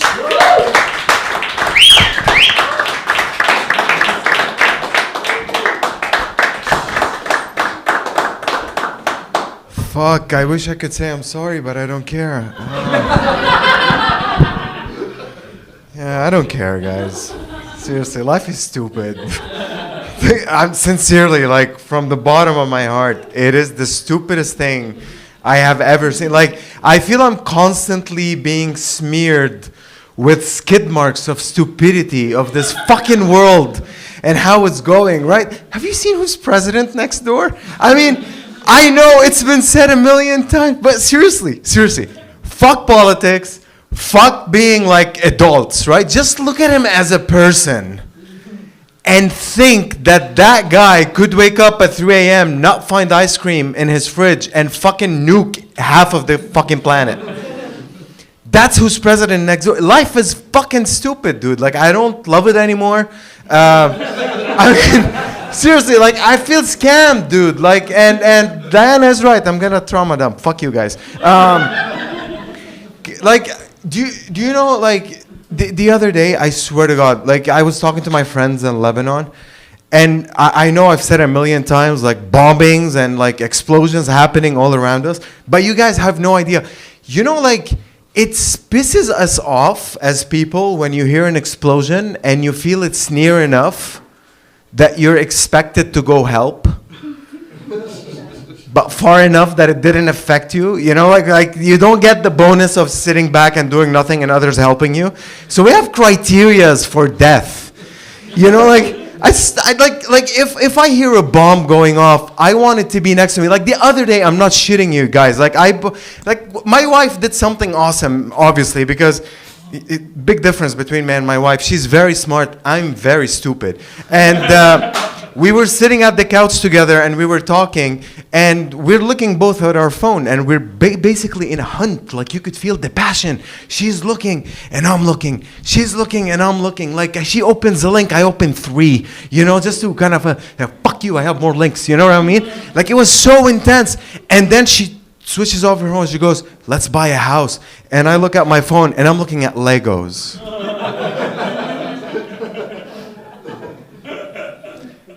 So that's something awesome we did, right? We bought a house, but I was sitting in the house. That's how much I fucking hate life. I'm sitting at home, I hear a loud hiss, and I pray to God and I say, "Please let it be the gas." Please, don't make it something I have to call somebody to come fix it. No, I want a whole team of medics to come and fucking dig me out and put me in a trash bag and throw me somewhere. Dude, I fucking hate life. I love it. I mean, I'm still here, but I fucking hate it, guys. Fuck it, dude. What do you mean I have to go fucking work to make paper so I can go fucking eat? Are you fucking kidding me? And I come here do this, hey, you do guys life. What the fuck is this? What are we doing? Anyway, anybody reading the Bible recently? That's always fun. Yeah. You know what? Fuck Jesus. You know, I'm gonna say it. I'm not shy to say it. I know. I don't care. I don't care. I don't care. Are you offended? No? Okay, good. Because fuck Jesus. I fucking hate the guy. I fucking hate the guy. He set a very high standard for us. You know, you should forgive everybody. How about you go fuck yourself, you fucking guy? Like every time, guys, like the people on the street, right? Like we should be kinder to one another. We should be. Well, how about you go fuck yourself, right? Like I don't want to be kind. I want to be mean. Like I'm in my mean era. Like I really want to like take in my inner evil and take it outside on the world and just fucking destroy everything that crosses my path. I'm in that mood sincerely. Plus, I haven't slept yesterday, so probably that's a major contributing factor to my state right now. But I'm done, guys. I'm bored. I'm bored. Like I'm leaving. Thank you.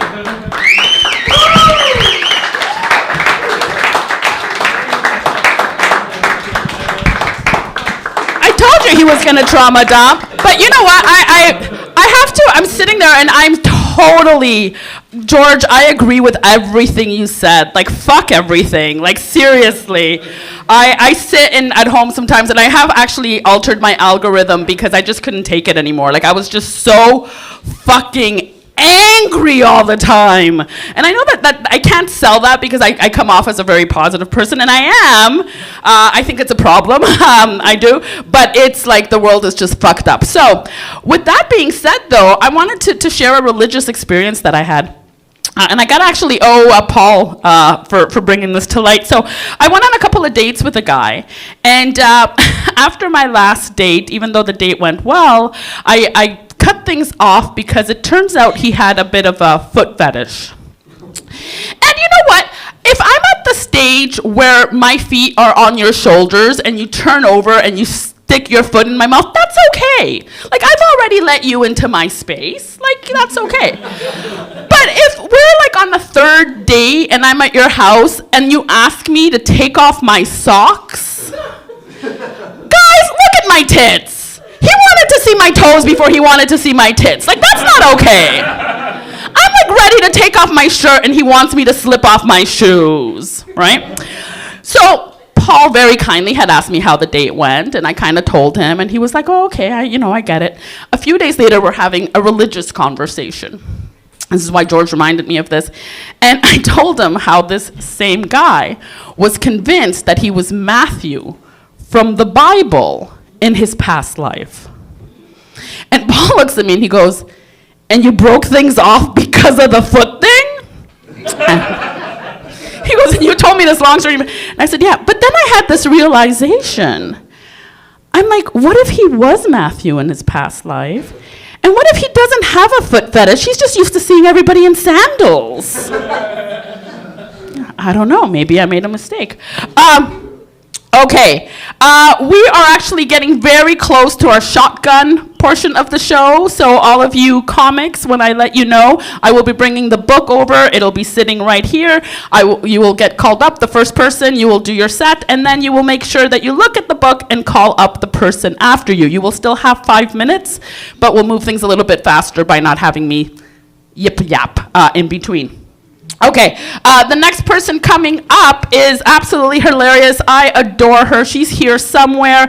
And give it up for Shauna Rickerman!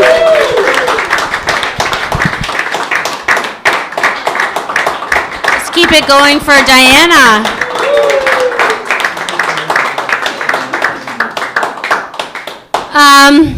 So yesterday was a really hard day for me. We had to put our almost 14-year-old cat down. Yes, and I had to go to work after that, and I was bawling my eyes out all day, and then I was talking to one of my friends on the phone, and you know that friend that always puts things into perspective? And she goes, well, look on the bright side. It's not like one of your kids died. And I thought, well, I don't know. I thought about it, and I thought, okay, well, my cat, you know, he's never gave me any problems. He never talked back. You know, he never took any of my money. He never asked me to drive him anywhere other than yesterday when we drove him to the vet to have him murdered. So then I realized, I think she had a point. It isn't like one of my kids died. It's worse. Tomorrow is my daughter's 24th birthday. Yes, yeah, I know. I can't believe I have a 24-year-old. And I also have a 22-year-old son, and he just graduated from the University of Guelph. Yeah. So up until a few weeks ago, my husband and I were empty nesters, and that was really nice. But being an empty nester is almost like when you're 17 years old and, your parents go away on vacation, and then, at first it's like all parties and loud music and drinking every night. And then you start to miss them and you'd wish they'd come back. And then when they do, you're like, okay, when are you leaving again? That's kind of how we feel with our son. I feel like I'm living almost with a domestic terrorist. Every time I go into his bedroom, it looks like a bomb went off. He started using the laundry room as his personal closet. So, he just throws everything in the washing machine, and then he knows I'm going to throw it in the dryer because I need to put my things in the wash. And then he knows I need to put my things into the dryer, so I'm going to take his things out of the dryer. And then he knows I'm going to fold them because I can't stand seeing them on the counter. And then finally, I can't stand those seats, so I put them on the stairs. And then what he does is he uses I put them there as a reminder. And then what he does is he uses it like as an obstacle course, and he just goes right by them upstairs. So we're all kind of getting used to each other, navigating each other again. He is into online gambling. Have you guys heard of FanDuel? No, don't cheer. He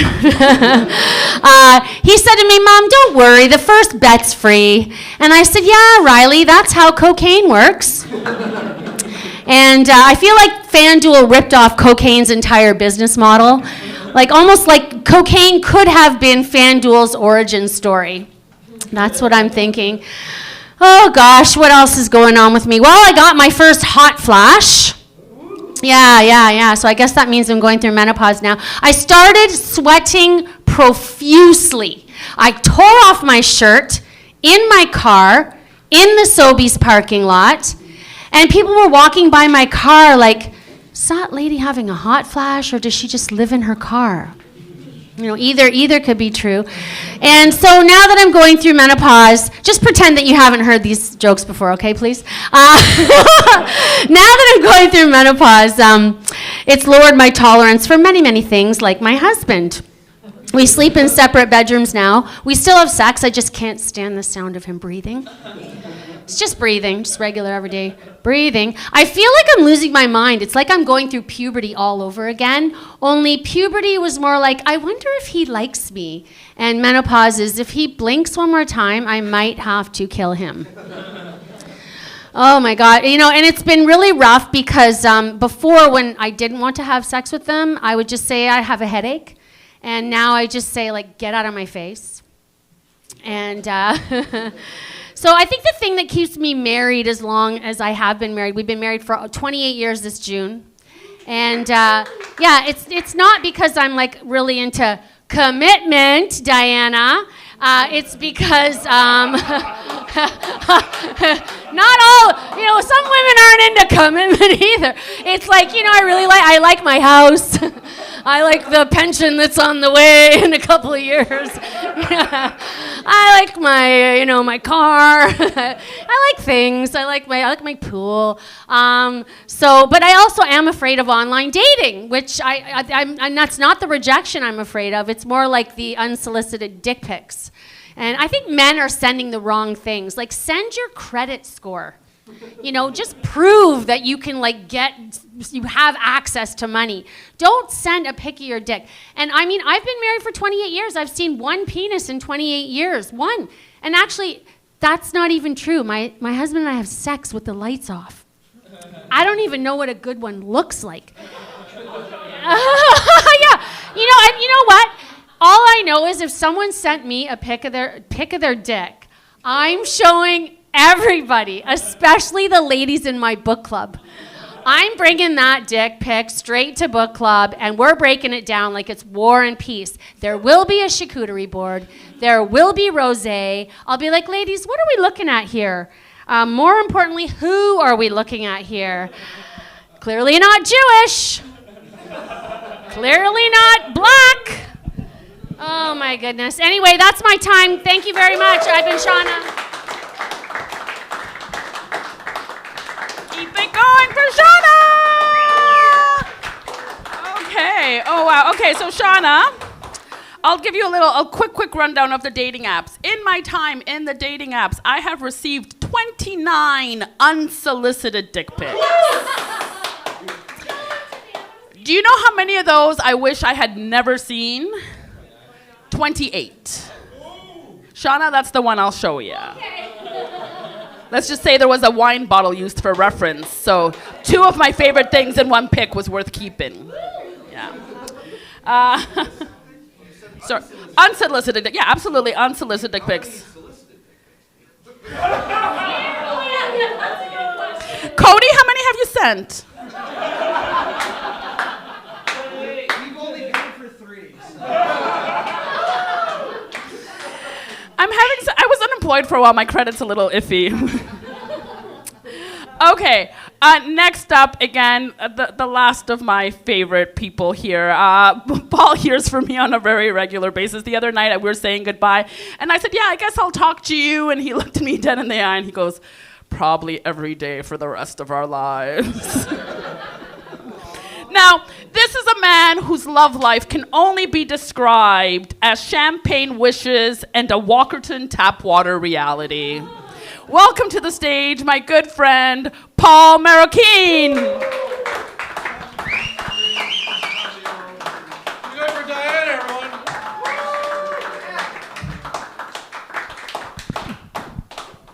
Before the show started, a couple of you guys were like, hey, Paul, did anything bad happen to you lately? Are you going to talk about it this week? No, I had a good week, but I have plenty in reserve. You look at me, you know I go to McDonald's a lot, and I always order in advance, and you always have to give them a code at the drive-thru, and they never hear me. I'm like, ND34, and they're like, what was that? I'm like, so I have to do the letter thing. I'm like, and they're very personal, so I'll be like, oh, M as in mamas, B as in boy, V as in very, L as in lonely.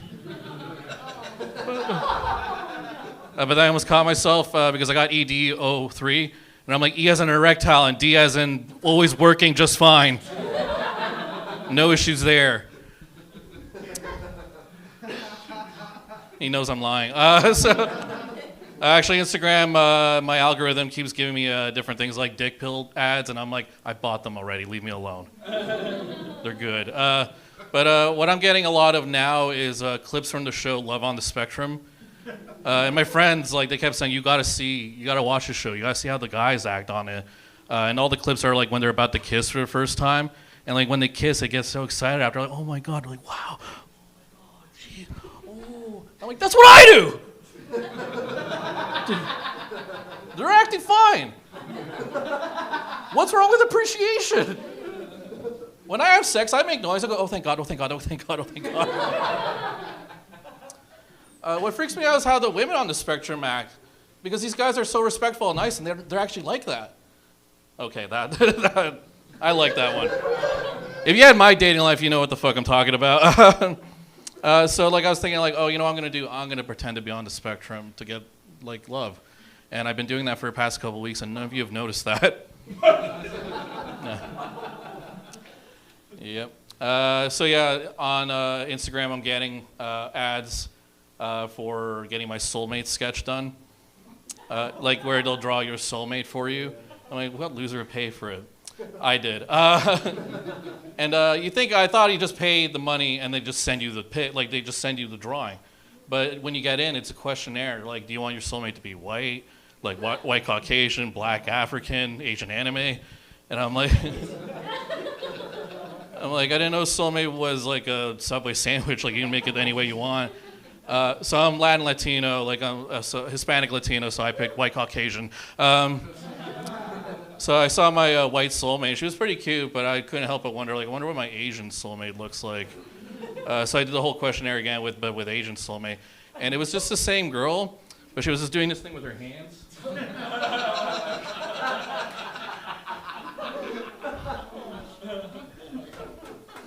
Then I wanted to see my Indian soulmate. It was just her hanging out with Justin Trudeau. That's an oldie. And then I didn't even bother getting my black soulmate. I was already in love. So, doctor, yeah? Yeah. A while back, actually right before the pandemic, I was watching YouTube, and out of nowhere this guy just comes, there's a white screen, and a guy walks up. He's like, hey, when's the last time you checked your testicles? And I was like, oh, I've never. And he's like, oh, let's do it right now. I'm like, all right. So he shows you how to check your testicles, and I did it, and I found a lump. And I was like, what the fuck is that? And it freaked me the fuck out. Because, like, if it's a cancer, it's not even one of the brave ones. Like, if you tell somebody you have brain cancer, you're like, oh, man, you're so brave. But if you tell somebody you have, like, a testicle cancer, like, ooh. And my friend, he actually had testicular cancer, so I called him because I remember how bad it was for him. And I was just like, hey, man, is this thing fucking contagious, you piece of shit?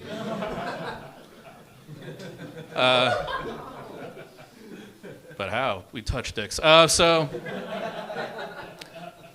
then I was like, I didn't have a family doctor at the time, and I found a family doctor, and I went to him, and I'm like, hey, okay, I never had a physical in my life, guys, so I was like ready for it. So I started taking off my shirt. He's like, whoa, what are you doing?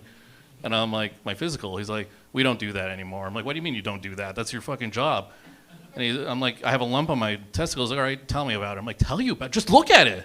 Feel it. No, like, you got to tell me how it feels. I'm like, okay.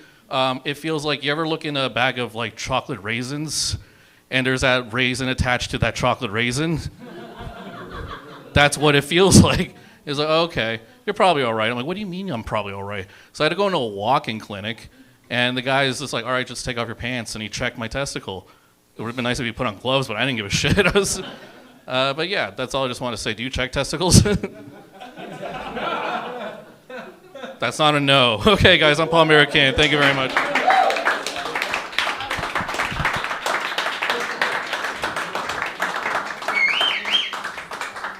All right, everybody, that is it for our first portion of the show. Let's give it up for all the comics you've seen so far. Yeah, and let's give it up for the good people here at CFTA who create this opportunity for us, yeah, week after week. Reminder, this would be a good time for you guys to refresh your drinks and then get something else to drink. And also for all of the comics, they are kind enough. They've got a great setup here. I have bought my set here many, many times because I really like it. Go see George after your set and let him know if you want to purchase that. So do not forget. Okay, this is the magic book. The magic book is going to sit right here. The next couple of people, you come up, you do your thing before you leave. Actually, make sure that you've got the light. I'll light you. And then make sure you call up the other person. Okay, everybody good with the rules?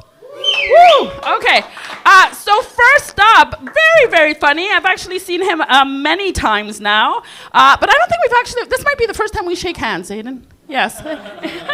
I'm looking forward to it. Okay, everybody, welcome to the stage, Aiden Lynch.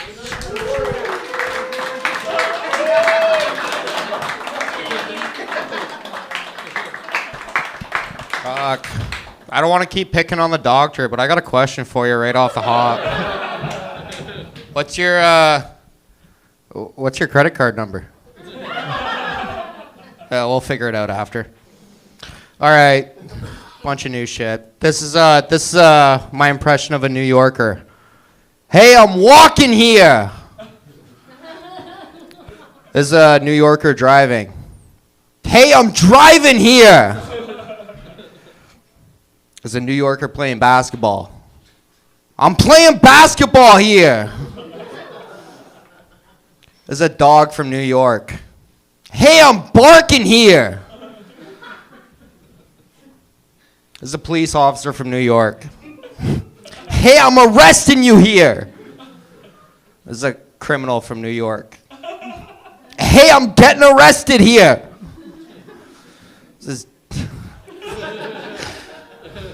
This is George Floyd if he was from New York. I can't breathe here. terrible. It's terrible. I got like 16 more of these, just so you know. This is Toy Story if it was in New York. I'm Buzz Lightyear.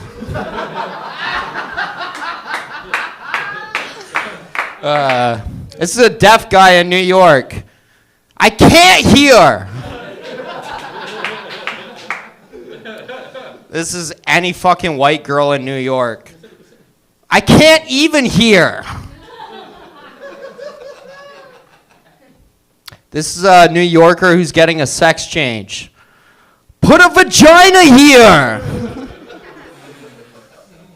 Fucking stupid. This is a New Yorker playing hide and seek. I'm hiding here. This is a New Yorker as a secret agent. I'm undercover here. 7 more, okay? This is a New Yorker on his deathbed. I'm dying here. This is a New Yorker sleeping. I'm sleeping here. I think you guys are getting it at this point. This is a New Yorker as a baby. I'm crying here. Like 3 more, okay? Baseball fan in New York. The Yankees suck this year. Oh, this is a New Yorker reading a book.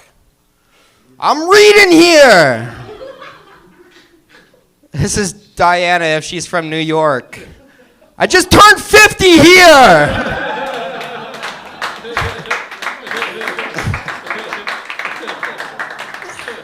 Fuck, that's it. Thank you, guys.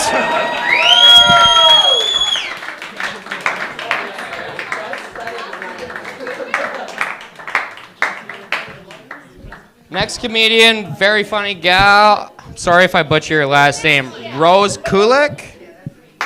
Rose Kulik? Yeah, come on out.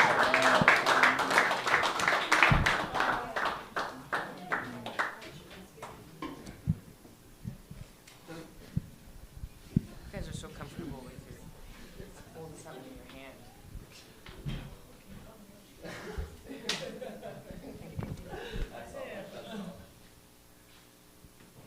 So let's hear it for Aiden Lynch. Okay, so I just wrote this one this week, so we'll see how I do.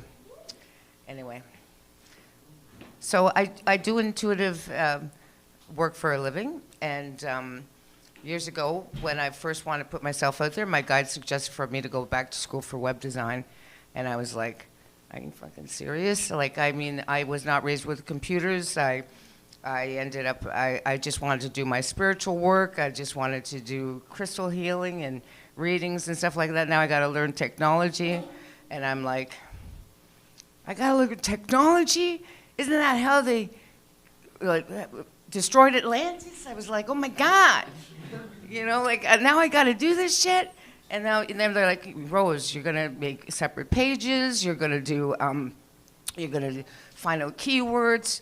You're gonna learn SEO. And I'm like, I'm hearing like browsers and keywords and all these different things. I said, I didn't know any of this shit, right? So I'm sitting there, I'm starting to learn how to do this, and I got in Dreamweaver. I'm learning HTML and shit like that. I put up something in Firefox, and the next thing I put in Internet Explorer, and I'm like, the things look like a piece of shit. I'm trying to figure all this shit out, right? And I'm sitting there all proud of myself because I'm figuring it all out. And I'm at the grocery store. I'm telling somebody, I'm like, oh my God, I'm so proud of myself. Like, I'm learning all this stuff. And this little 11-year-old kid looks at me, kind of turns around and says, are you serious, lady? And I'm like, listen, kid, I know you probably come out of the womb and you can do this shit in your sleep, but for this dinosaur, this is progress, you know? So then it ends up, like, I am proud of myself, and I have no idea what generation I'm from. It could be Generation X, Generation Z, IUD. It all sounds the same to me. You know, and these he, she, they, them. All my spiritual work is all about busting limitations and getting rid of labels. And now everybody's got these he, she, they, them, and I'm sitting there going, oh my God, what am I going to say to my clients? So I sit down with them and I say, listen, not trying to be, like, I want to be clear here. I'm old school, and I'm not trying to offend anybody, but I might say lesbian, I might say partner, I might say whatever. And I said, I'm telling you right now, when I'm hanging out with the angels, like, they actually really don't.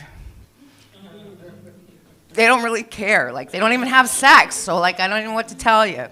You know, so then I realized pronouns. I'm, like, sitting there saying, oh, my God, like, when I was, like, I thought we were cool. Like, I went to Pride. I had lesbian friends. I had gay friends. I had trans friends. And I said, now I don't even know what the fuck I am. I call my friend Randy. He's my gay, like, girlfriend. And I'm, like, sitting there going, I don't even know what the hell I am anymore. Like, when did this happen? And he's like, Rosie, you're, like, what am I now? I said, and he said, Rosie, you're a cis. I said, oh, thank God. Put a label on me and ship me out.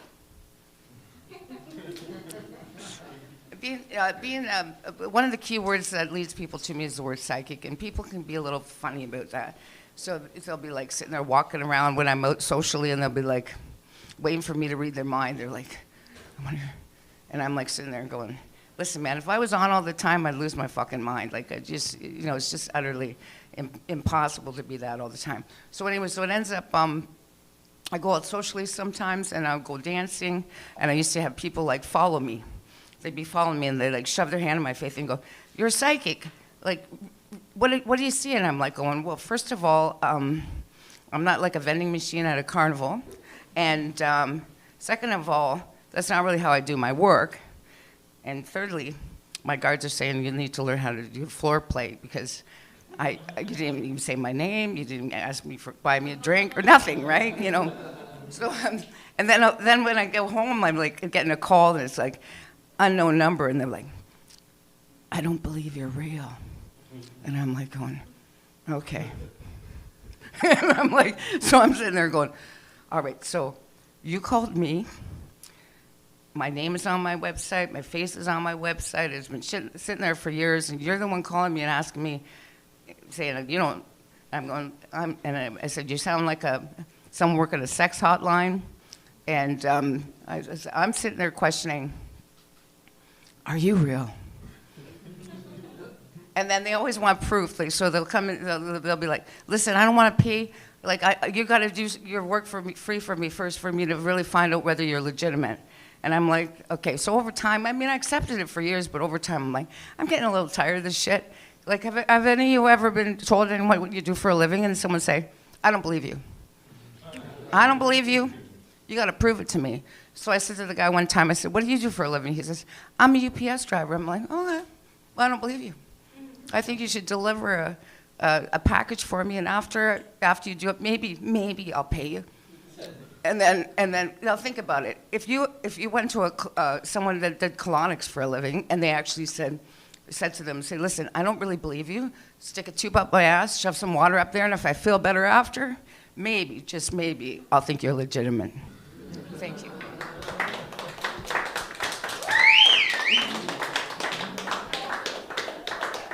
Oh, that's sorry about that.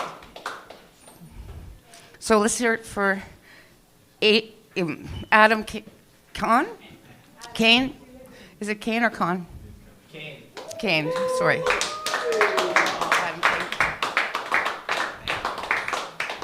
Guys, give it up for Rose, please, one more time. Oh my God. Okay, I feel like, I've caught this room on the back half. This is like a Viagra that's worn off. This is good. Okay, I like it though. We have some energy here. We are the small, we are the few, we are the strong, we're the proud. Okay, this is good. Anybody see that new movie, Obsession? Anybody hear about this movie? Does anybody know what movie I'm talking about? No? This movie is really, really popular. It beat out its budget. It's a very good horror movie. If you guys like horror, it's a really good movie. I'll give you the synopsis. Basically, it's about a man. He makes a wish, and some of you are nodding. You know where I'm going with this. This wish is for his girl to fall in love with him. And then, he gets his wish. The girl does fall in love with him. And then she just becomes completely possessive, manipulative, controlling. It's a really good movie. Yeah, no. It's called Obsession. I call the movie Dating a Latina, but that's just It's just me. I was watching the movie. I'm sorry, Diana, but I was just like, yeah, this is my friend Esperanza. This is not a movie to me. This was my life. It's a great movie. You guys actually should watch it. It's a really good horror movie. Not all jokes aside, seriously, good stuff. But yeah, no, it did make me think, just because I have dated like Latinas before, and I'm Arab, and I honestly do think that Arab women and Latinas have a lot in common. Yeah, no, like I think it's like a sexy but psycho kind of thing that the both of them share. Both groups share this. I think if Latina and Arab women were cars, they'd be like Ferraris. Like you'd walk into a dealership and you'd be like, that's a sexy Ferrari. And then the guy selling the cars would be like, it is a sexy Ferrari. It does punch you in the face if you turn your location off, but you know what I mean? That's a sexy car. And then we buy it anyway, and then, you know, somebody burns your PlayStation. So that happens. It happens to the best of us. But yeah, no, speaking of cars, amazing segue here. I was in Austin, Texas recently. I was there for work, and basically, I didn't even know that they had this over there, but they have these things called Waymos. Have you guys heard of them? Yeah, Waymos, right? The driverless cars. And it was cool. It was actually super cool because, you know, it kind of made me realize that, you know, they'd actually drive better than a human would drive, and I was really enjoying my time over there. And you know, I really do wish there was more brown people in the room for this joke, but essentially what Austin has done is they've basically taken pretty much every brown person that we have here, and they pretty much just kind of switched that to Mexicans over there.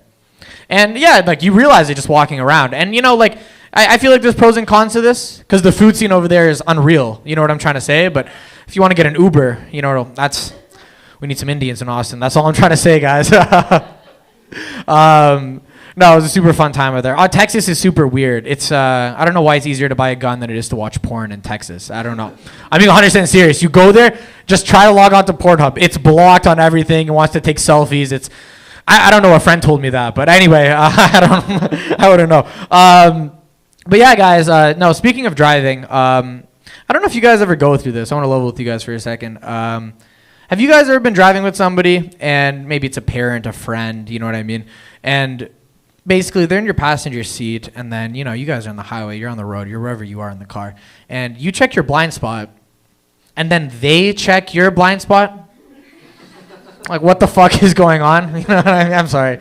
Like, my mom did that to me the other day. I was like, I'll kill us both just for the act of disrespect. I don't care at this point. The worst thing actually is like I'll pick up all of my friends sometimes, and I'll take my SUV, and, you know, you'll have all three friends in the back. And they'll get in the car nude. And when I mean nude, I mean like no seatbelt. They raw in my car. That's what I'm trying to say. And basically my friends are there, and then you could be driving, you know, and then some guy will cut me off, or maybe a turn will be just a tad too aggressive, and then all you'll hear in the back is just, and then your friend just put on their seatbelt. And for me, that's pretty fucked up. Because, like, can we just go back to the point of the ride where I picked you up and you trusted me before this whole seatbelt shenanigan thing started, please?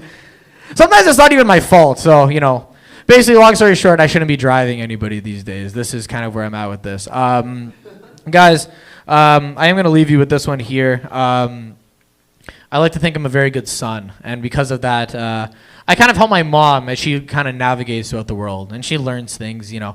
A lot of these things she learns are from Netflix. Like, you know, when the whole P. Diddy thing was going on, she learned that through Netflix. And when all these big names start to come out and all these documentaries start to roll out, you know, she goes to Netflix first, and it kind of helps her kind of know what's going on Instagram and stuff, you know, the gap in her knowledge.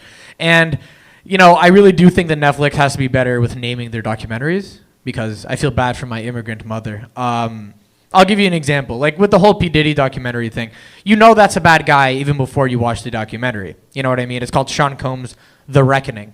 You know what I mean? After that documentary, she didn't call him P. Diddy anymore. She was like, Adam, his government name is Sean Combs. I was like, I don't know why you have to call him his government name, but that was a her thing.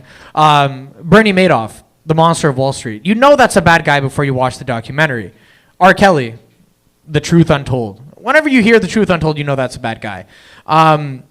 She had the Jeffrey Epstein documentary saved, and she had no idea who Jeffrey Epstein was. And the Jeffrey Epstein documentary on Netflix is named Jeffrey Epstein Filthy Rich. My poor mother was like, Adam, famous businessman, we learn things. And I was like, that's not the kind of transaction that he's dealing with. Guys, that is my time. I'm hopping off stage. Thank you so much. My next act. Sorry, my bad. Actually, your final act of the night. Just because I see something that says opt out. Oh, okay, not opt out then. Okay, my bad, Erica. Guys, please give it up for Erica.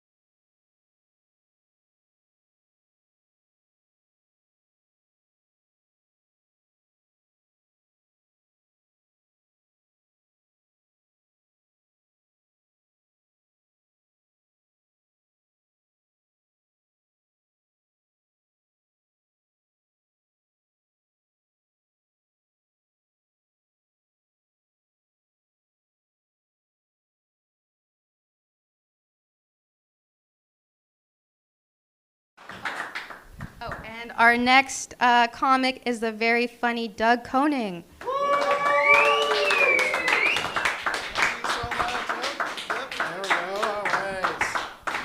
it up for Erica one more time, everybody. Give her a hand. Or maybe a foot. All right. That was dumb. I'm sorry about that, guys. Dude, I watched this whole show. Nothing made me mad all night until Shayna came up here. A couple weeks ago, I was at Levity, and I got bumped by her, and the host came up to me and was like, yeah, she has to get home to take care of her kids. And I found out her youngest kid is fucking 22. What are you fucking taking care of? What a stupid fucking annoying lie. God. I've just been fuming since that happened. The back of the room. God damn it. Adam was talking about watching like a modern movie, watching Obsession. I don't like modern movies that much because I don't feel like they're that realistic anymore. Like they need to implement some stuff to make them more realistic, right? Like I need to see more roommates in movies. That's how we make them realistic, right? To what we're actually living through. Like, I want to watch that movie, A Marriage Story, and Adam Driver's yelling at Scarlett Johansson. He's just like, every morning I wake up and I wish you were dead. And you see someone walk by in the background, like wearing headphones, like, just going to do some dishes. Sneak in here real quick. I'll work on that one. You guys are right. I love video games. You guys could tell that by looking at me. I'm a gamer girl. I don't like people who complain about video games. Like all the old women in my life will always just be like, oh, video games are too violent. Video games are too violent. It's like, yeah, the good ones, but like there's so many different video games at this point, right? Like it's like a whole ass art form. Like you can't categorize it and like talk shit about it just based on one portion of it, even if it is like the vast majority of it, right? Like I looked at a top 10 book sales at Indigo Books last year. It's all smut.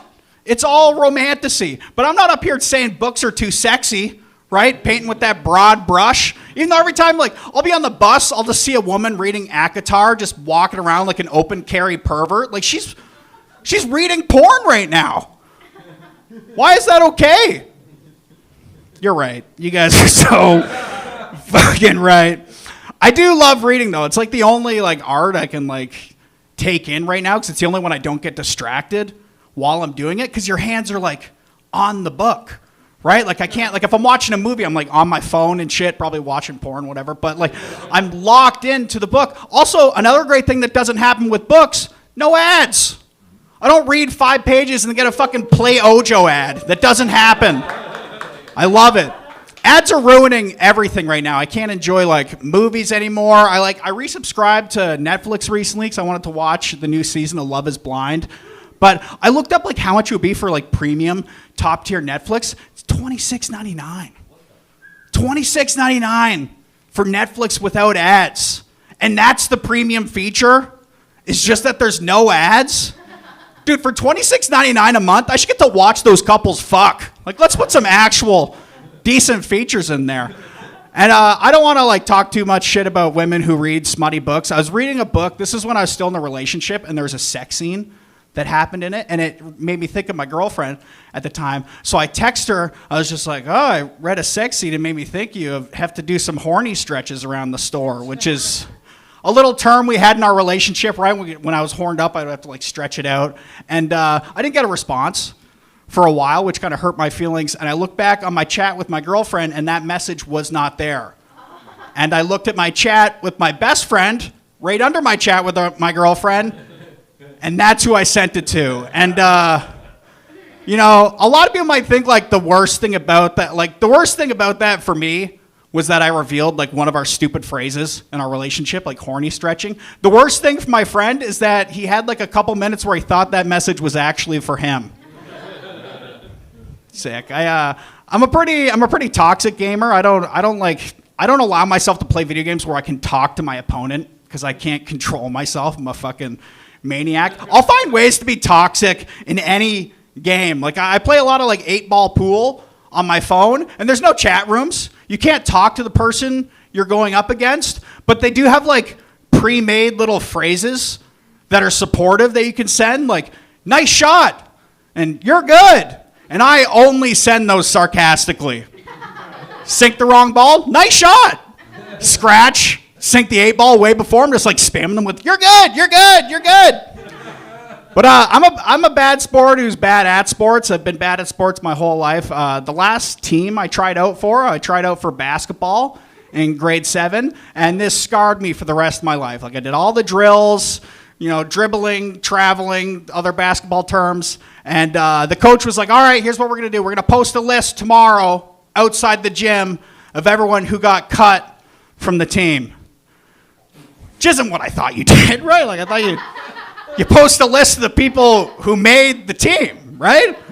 That makes way more sense. It's like, if you're posting a list of the people who got cut from the team, you're basically saying as a teacher at the school, like, now look, I'm not allowed to bully people, but if I could, it'd be this fucking fat pussy. But I go to the gym the next day. There's a piece of paper on the gym door. It only has one name on it. It's my name, obviously. We all know that because I'm standing here right now. The coach felt so bad for me after doing that he offered me the position of equipment manager for the basketball team. Basketball, that sport with one piece of equipment.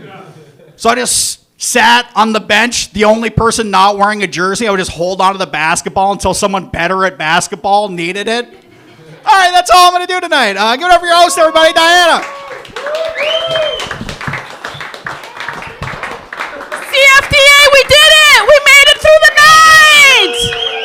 Thank you all so much. Don't forget, if you want your video to see George, drive home safe. It is Hamilton after all. Good night!